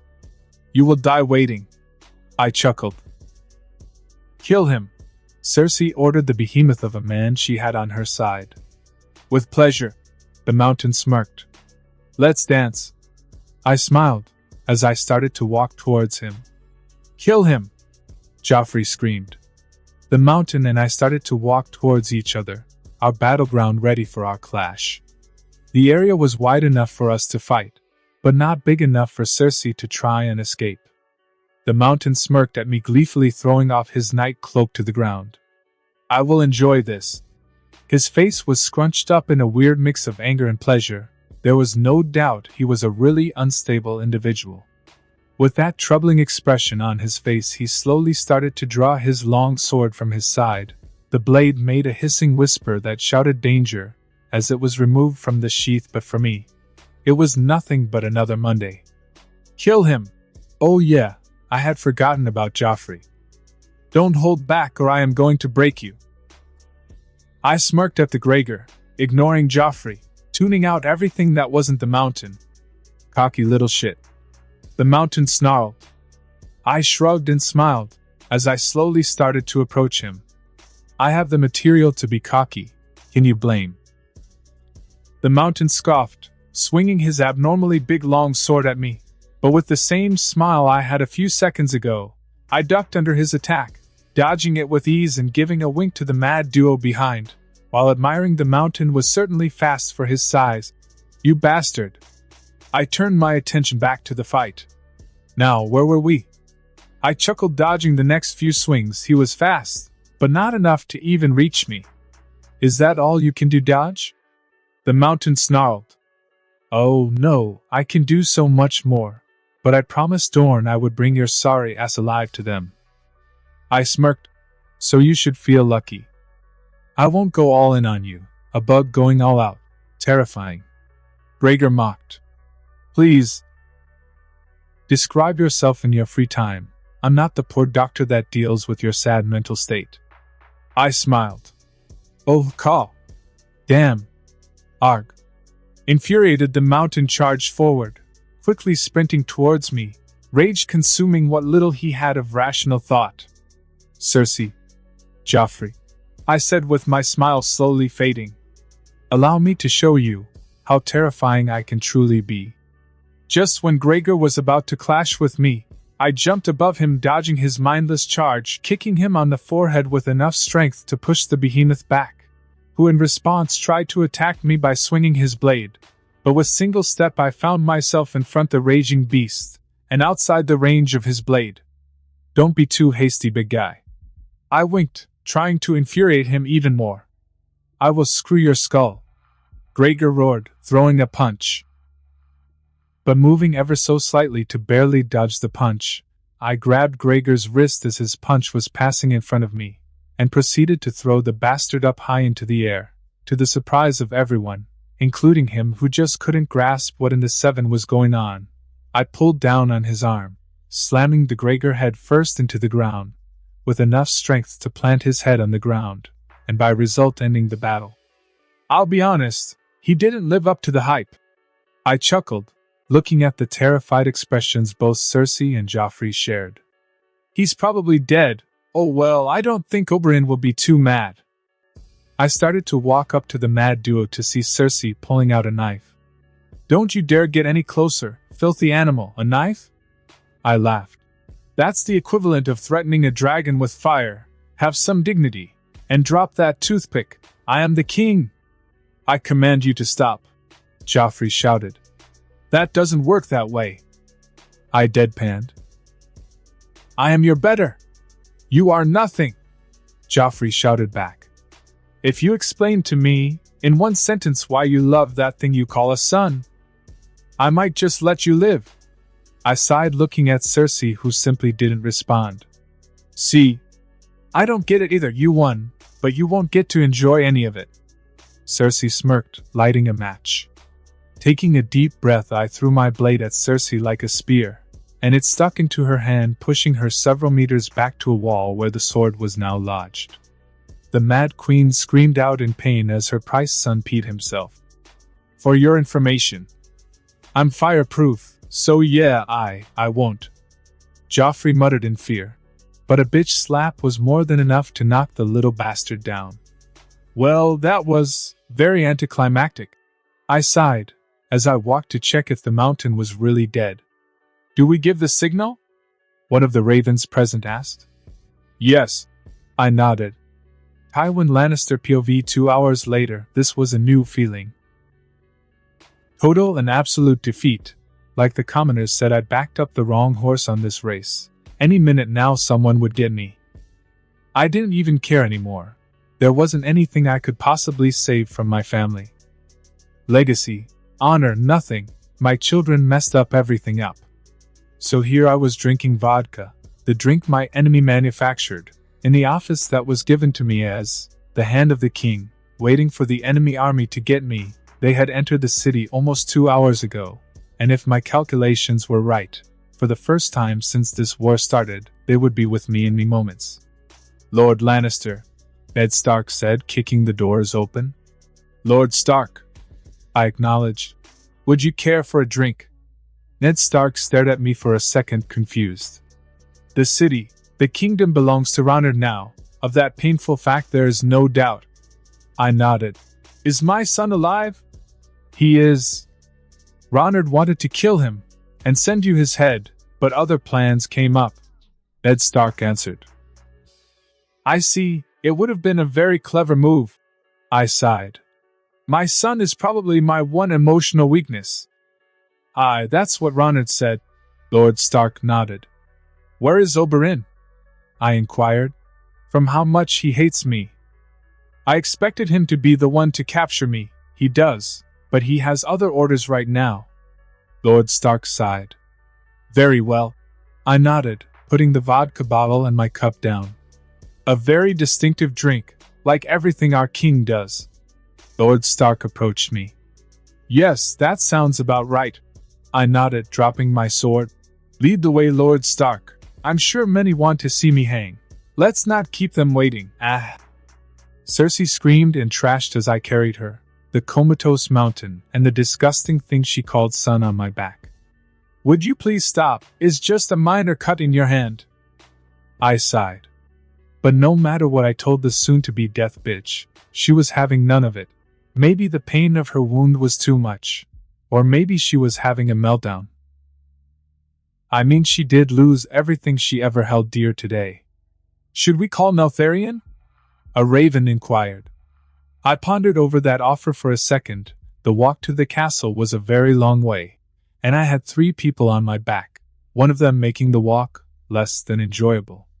All right, I sighed, giving the raven the confirmation he needed to call my dragon son. You won't get away with this, Cersei hissed with anger. I think I already did. They'll be my guest, try and stop me. I laughed, much to her annoyance. I still couldn't believe it. This war was finally over. I was now officially the king of the 7 kingdoms. Not that I didn't have that title before, but now I had it without opposition then again. Vale had yet to kneel, but they were as threatening as Cocker Spaniel. Essos and Westeros were mine, I mean. I still had to conquer some cities in Essos, but with Brevos under my control that would hardly become a nuisance. Now, I have to focus on the wall. Well, at least my attention won't be diverted. I smiled. This victory had a sour taste, because I still had yet to win. Wake up. And kill him. Cersei shouted, kicking the mountain. I planted his head on the ground. I ain't no doctor, but he won't wake up anytime soon. I winked at her, enraging the already furious woman. Father will. That was new. Cersei was lost for words. You lost, and it doesn't matter if you deny that fact. I sighed. Have some dignity, and wait for your sentence. Cersei remained silent for a second, holding her wounded hand. Will I be judged as a noble? I knew what she wanted, a trial by combat, and by God that sounded fun. You want a trial by combat, don't you? It's my right, Cersei said with a cold tone, one that carried hope. I smiled. You can have one, but who among your allies can beat me? The king can't participate, for he is the judge. Cersei replied. I didn't know to what extent was that true, but even if it was, she had to know. I had other warriors no one could beat. I could choose a bear, Neltharion, even a lion if I want to make things ironic. Then I'll choose my dragon son. Pick your poison, you are dying either way. Ned Stark POV. The city was in a deplorable state, but we had won. Ronard was finally the one and only king in Westeros. A thought that never would have occurred to me years ago. The same kid I lent money to help him with his house. That kid was now that man I was proud to call my king. Have you heard anything about Ronard? Oberyn inquired. Nothing yet. I shook my head. But you know him. He's probably taking the scenic route here. That is absolutely true. Oberyn laughed. He probably killed the mountain. I haven't seen that bastard. In your condition, it's better to leave that to Ronard. I commented. After all, his injuries from the last fight he had with Jaime would put him in a bad situation against that monster Tywin has. Or had. I suppose. Oberyn sighed. Neltharion is coming with the king. A soldier shouted entering the throne room. Well, it seems our king decided to bless us with its presence. Oberyn commented with a smirk. I nodded. Ronard Mormont POV. It took some time to tie the bitch of Cersei up. After she had realized even without me on the trial she had requested she would still have zero chance of winning. Well, let's say her normal crazy is nice compared to the shit beneath that. To summarize my suffering, the bitch bit me as I tied her ass up to Neltharion. And if it wasn't because I wanted her to die in public for everyone to see, she would be dead already. My king! Oberyn greeted me with a smile that disappeared as soon as he saw the comatose Gregor Clegane behind. Is he dead? I jumped out of Neltharion's back, landing in front of Oberyn. Kind of. I think he is in a coma, but I don't know. In reality, the mountain could also be brain death. I mean, is the first time I plant someone on the ground. I have no idea what to expect. Oh well. Oberyn shrugged. And to be honest, that was not the reaction I was expecting. Well, cool, Your Grace, Ned Stark said, extending his arms to give me a hug. Was this a thing now? Sure, why not? I shrugged, giving the man a short hug. The throne is waiting for you. Lord Stark smiled.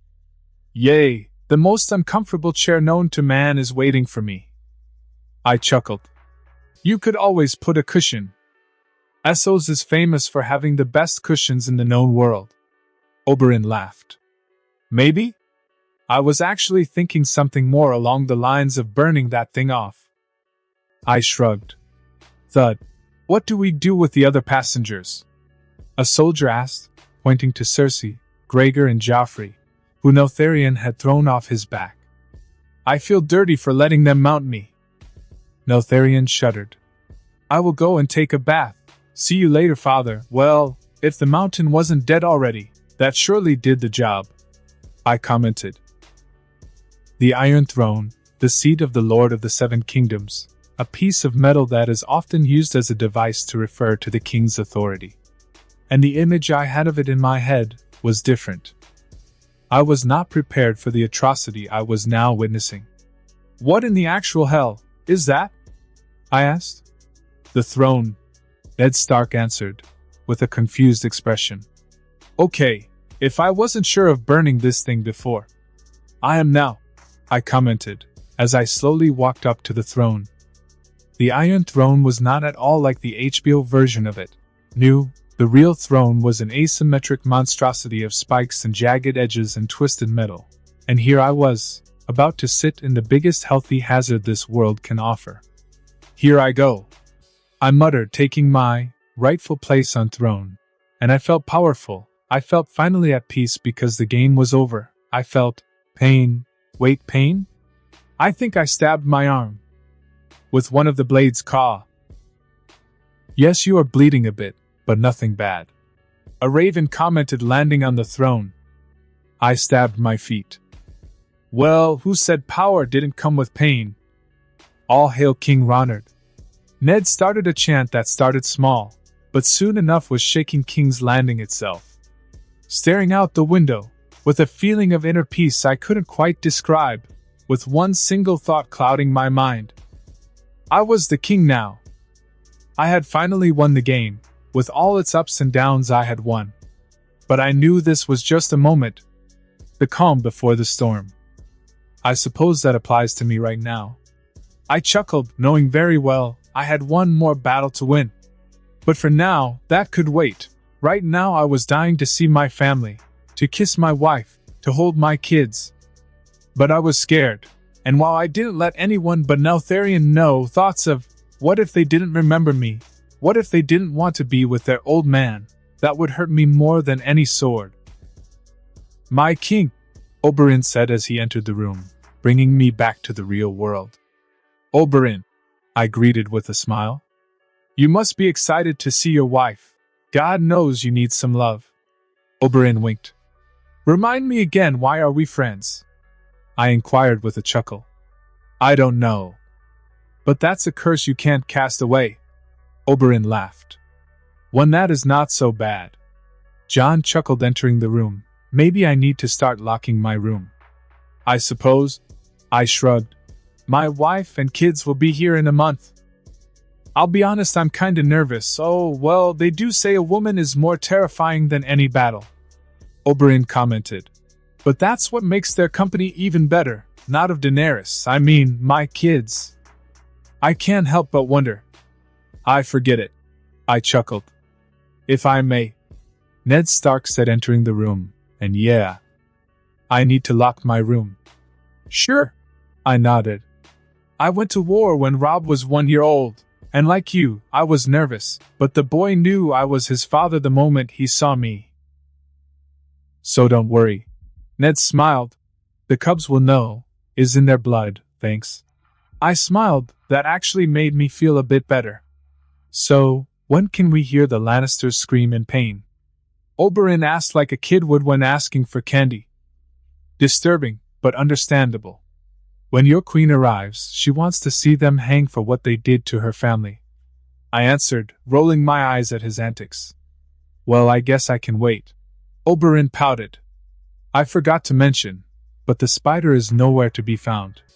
John commented. Well, there isn't much he can do. He isn't a priority for me at all. I sighed.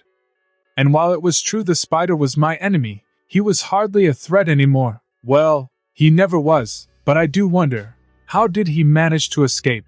And more importantly, how did he do so without alerting my ravens? There's the spider POV, what a waste. In the end, my efforts to stop the monster I created were useless. Ronard won. Once again I was at the beginning of the chain, but I would rise. And the next time I faced that monster, I would be ready. Caw, a crow, weird, they aren't common around these parts. I muttered, wondering if it was someone's pet. After all, crows were very uncommon where I was. Well, I suppose I'm also uncommon here, caw. Another one. Caw. Another 1, 2, 3, 4, 15, no more than that. And they are all staring at me. I'd better get going. Life is a finite resource. From the moment you are born, you start wasting that valuable gift, some more than others. But you little spider, you messed up, royally. A crow was talking, as a murder of hundreds of crows flew around that single crow that had my attention, the talking one. We are cousins to the ravens, friends of the Cornbringer, protectors of his subjects, and executioners of his enemies, and you, little spider, are his enemy. The murder of crows circled me, flying around me wildly. So this is how he was always on top of everything. I laughed, there wasn't much I could do besides that. Yes, take solace of that, and in the fact, you never had a chance. With that, the murder of crows flew towards me, and with open arms, I welcomed death. Peter Baelish POV, I jumped from being Tywin's prisoner to being Ronard's prisoner. Well, at the very least the brat ought to be easier to manipulate. Littlefinger. That voice, the old wolf was still alive. Lord Stark, what a pleasant surprise, I greeted. It must be for some, but not for you. After all, I do seem to remember you holding my neck with a dagger. Ned growled. I played the game, to the best of my skills. I sighed. You won't escape punishment, Littlefinger. Ronard is too smart for your games, but do try. I would love to see you fail. And with that, Lord Stark left. He had changed quite a bit. Well, I still have Lisa. She will save me. I smiled. After all, if Ronard wanted the Vale to kneel, he would need me. Daenerys POV, Ronard won. He promised me one day I would go back to Westeros as its queen, and he had once again delivered, keeping his word. But, even though that single thing had been the purpose for as long as I can remember, that wasn't the reason that made me want to go across the sea. It was him. I wanted to be by my husband's side. I wanted to kiss him, to make love to him, to hold him and never let him go. I missed him more than I wanted that stupid throne, and I was finally reuniting with him. My family would soon be whole again. I need a new dress, he won't check that. Daisy chuckled. He will probably break the dress away. I mean, the king hasn't been with his wife for a long time. She winked at me. I know. I'm expecting that and more, if not. I'll break his armor myself. I laughed. These little moments where titles didn't quite matter made me feel at peace. Daisy and Missandei were my best friends after all. A queen gets what a queen wants, Ronard's words, huh? Daisy laughed. The prince and princess will be overjoyed of seeing their father. Missandei commented with a smile. They keep asking about him, they are going to love him. I smiled. Daisy nodded. Chrome Mormont Ravenicus POV. I was going to see father again. I had so much to do, my puns. I had to improve them. I had to make him laugh. To the pun cave. I hate you, Regal shouted. 1 month later POV, the aftermath of the war was as expected a logical nightmare. The people of King's Landing were starving, and the damage I had inflicted on the city was substantial. It would take me an enormous amount of money to fix just that. And I still had thousands of other problems, like the sewage situation that made living in this city the biggest challenge of my life. Then again, I was the king now. I could always change the capital to another place, leaving this shithole, for other purposes, but in the end, that would only be me avoiding the problem. I really need to find a way of dealing with the smell, I muttered. As of now it was taking an enormous amount of will to not puke. Well, you can, but it will cost you quite a bit of gold. Oberyn chuckled. I own Bravos. I don't think that's a problem. Time was the problem. No solution would be immediate. It would probably take years for anyone to do whatever it is they have to do to fix this shit. Oh yeah, I forgot. Oberyn rolled his eyes at me. I could always force you to fix it. I smirked. Alright, I'm sorry. Oberyn chuckled. Excited about the execution?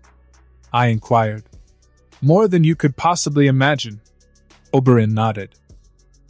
Daenerys should be arriving any day now. I stated. She was the reason the Lannisters were still alive. She, like the Martells, had some internal demons to kill, and the execution would give them that. Well, I'll go bother Tywin. Seeing him in a cage really puts a smile on my face. Oberyn smiled. Don't kill him, I warned. I know. I'll be nice. Oberyn chuckled, walking away. That man was both annoying and friendly, and the worst part was that the bastard was probably my best friend. Well, I guess it is time to see how the Littlefinger is doing. I have been ignoring meeting with him since Ned informed me he was in one of my cells in the dungeon. As I walked to the dungeon beneath the castle, the screams of anger that Joffrey was emitting filled the air, demanding someone to let him go. Because he was the king. Blah blah blah. Annoying little piece of shit. Maybe I can bitch slap him again. That is always a good choice. Let me go! I demand to be set free! You really make it easy to hate you. I sighed, walking by his cell. and apparently my presence was more than enough to shut him up, fear overwhelming his madness. Joffrey struggled to form a coherent sentence now that I was here. It seems you do have a brain, intriguing. I chuckled, passing through his cell. I continued walking until I eventually reached Peter's cell. He was sitting on a corner with a sour expression on his face. Was it fear? Anger? Or something entirely different? I was both curious and indifferent. But then again, I was here, wasting time perhaps, but seeing what this little bastard wanted. Hello there. I greeted him. Immediately at the sound of my voice, Peter turned around and bowed. You must be Ronard. A pleasure to you. Sorry, I can't offer you anything but as your grace can see. I'm lacking stuff. Well, you are in prison, I said. I do see that, but it's a crime to have me here, you see. I haven't done anything against you. I know Lord Stark and I have our problems, but I assure you, I would never do anything against you, Peter said, or rather lied. Little did he know I knew about his dealings to kill me. Oh, so it must have been another Peter that told Old Man Fry to kill me. Would you be so kind as to point me to that Peter? So that I can burn him alive. I smiled. I was working with the Lannisters. It wasn't my idea. Peter lied in his defense. No. It was all you. Don't think you can lie to me. I bested betters on this little game.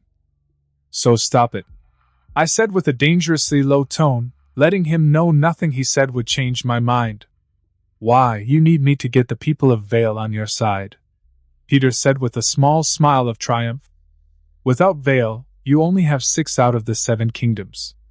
I looked at him for a second before I burst into a fit of laughter. Why, you think that, haha, oh dear. Why, you think that I need you to get Vale on the line? Ha ha ha ha ha, if you kill me, Lisa Arryn won't bend the knee. Peter added. Not that I need her, she killed her husband, all because you told her. I chuckled. And if Vale doesn't believe that, well, I can always burn that mountain down, and start a new house.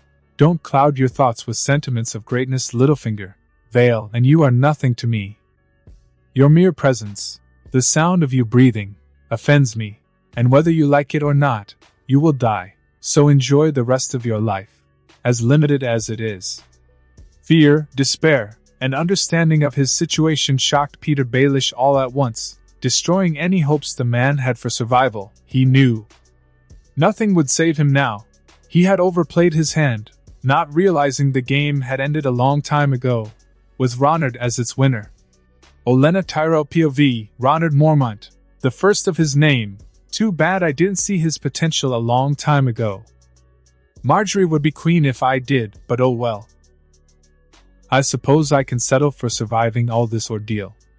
Not many people can live through 2 wars and tell the tale, and I can always marry Marjorie's to the new lord of House Targaryen.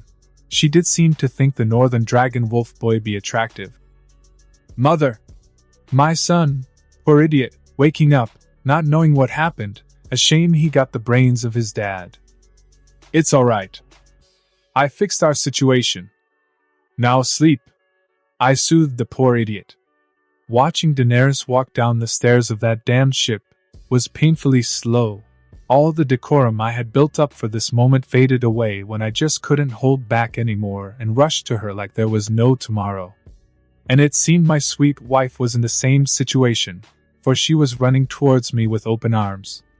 I miss you so much, Daenerys said, burying her face full of tears on my chest. I think I miss you more. I chuckled.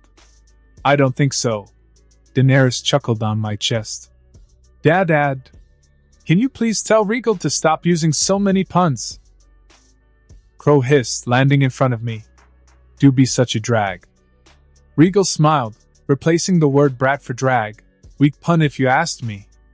I hate you, Crow muttered. There are 2 other little dragons, or should I say chimeras, waiting to meet you, Daenerys said, kissing me on the lips for the first time in so long. If it wasn't because I had so much control over me, I would have probably, well. Geralt and Alyssa, both were already walking, And I had missed that transition. That was more hurtful than anything. It almost made me cry knowing I had missed so much of their life in so little time. Hi. Gerald, my sweet son said, walking towards me. A pleasure to meet you again, father.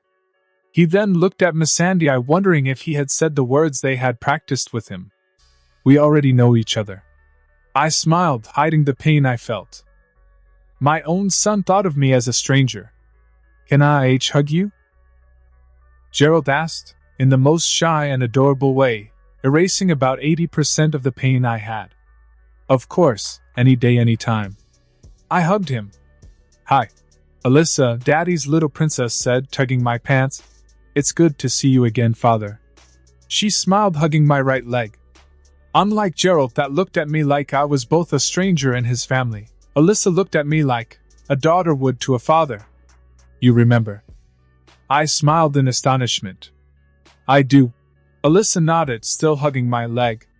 I remember everything, even the day you first held me. Photographic memory, the ability to recall any event like it just happened. It seemed my daughter had someone similar to that. She was barely 3 years old. I wonder, did my super soldier body and other gifts affect them? She remembers everything. I mean everything. It must be a pain to remember all the puns Regal uses. Crow muttered. WL. I tried to answer, but someone else was already on it. I find some of them funny. Alyssa chuckled, answering Crow, much to my shock.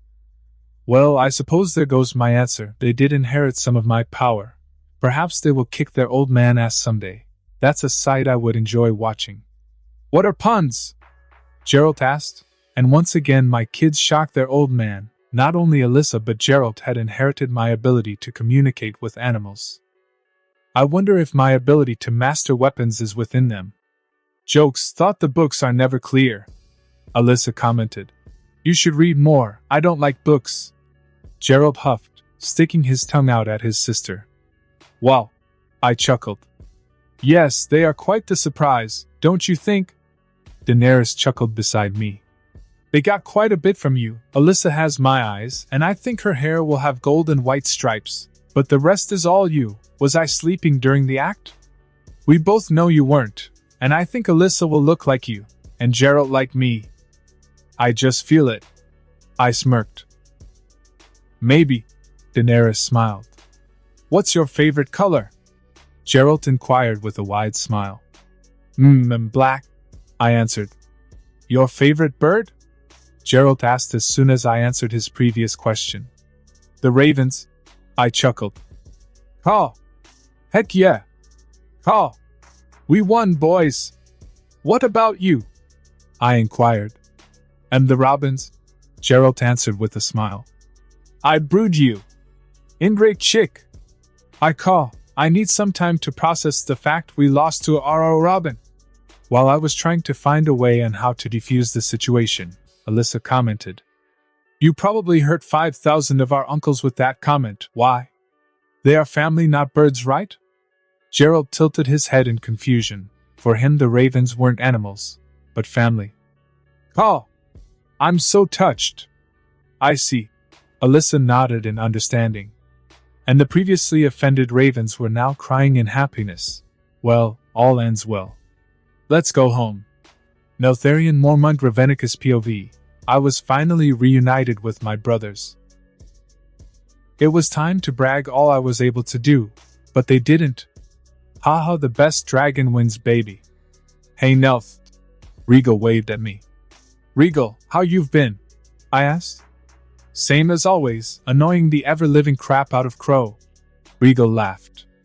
One day, I will have my sweet retribution. Crow muttered. What about you? Regal inquired. Opening for bragging acquired. Time to brag. Oh well. I've been fighting alongside father, and winning every battle, being his strongest soldier. But I suppose babysitting is also important, so don't worry, brothers. I see you are showing your claws, but let me tell the scales are in our favor. Regal laughed. Give me a week, I will best whatever you did, Nelth. Crow commented. It wasn't working. Time to drop the big guns. I also taught father how to breathe fire.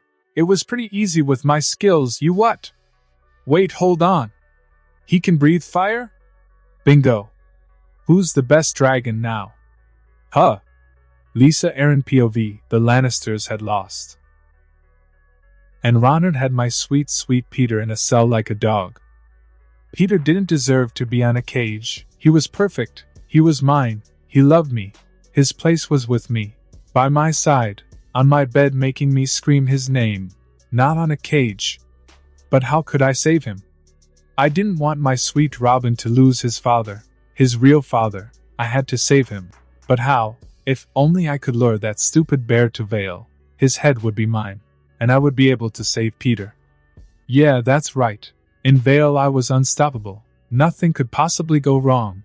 All I needed was to force that bear into my territory. And I would crush him. Yeah, that was right. Nothing would possibly end bad. In a month I would be sleeping with my Peter, riding him non-stop, for now I had to wait. I can do that. I can wait. I reassured myself on the mirror. All for you, Peter. Caw, that woman needs some meds. Tywin Lannister POV.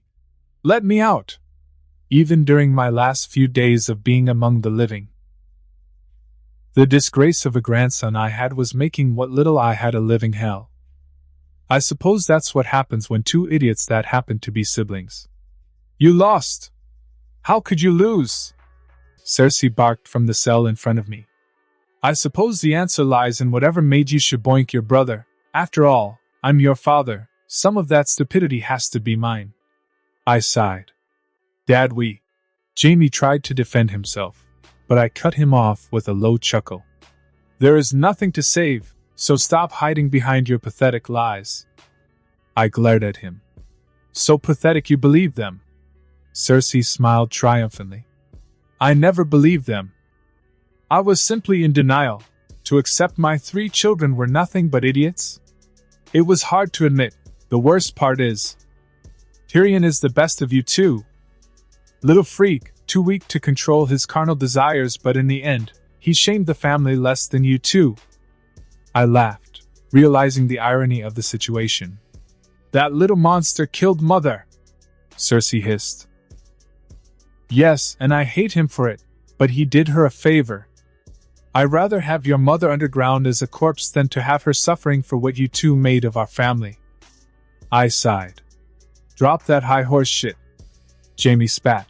We messed up, sure, but that's just the result of what you taught us, father. I mean, after all, by what right does a sheep judges a lion? I never claimed to be perfect. If I was, you two wouldn't be such a pair of mistakes.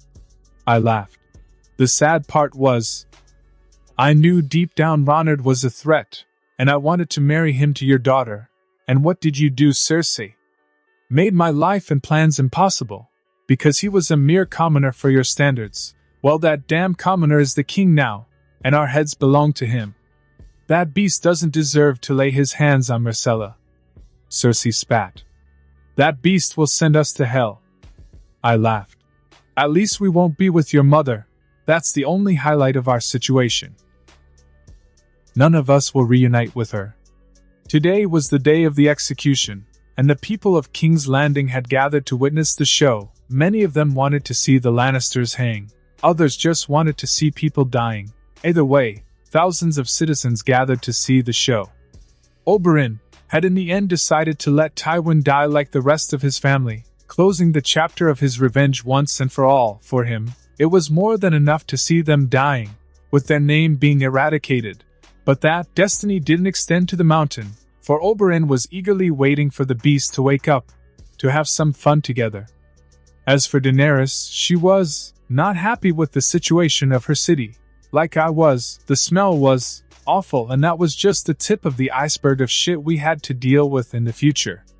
But that was for another day. Today we had quite the itinerary. Cersei and Jaime had requested trial by combat, with Jaime being his own champion and that of his sister.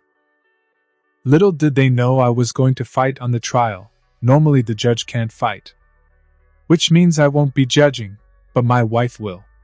And of course, I will be her champion. And win-win situation if you asked me. You don't have to fight, Ned commented.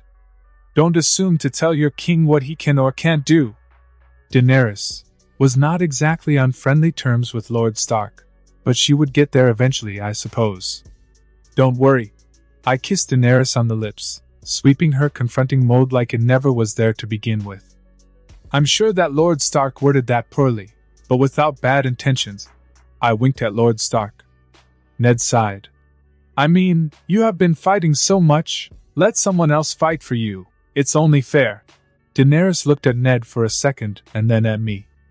I think he onto something. Why dirty your blade with Lannister blood? Let others prove their loyalty. Let others taint their blades with that scum. I chuckled. I understand.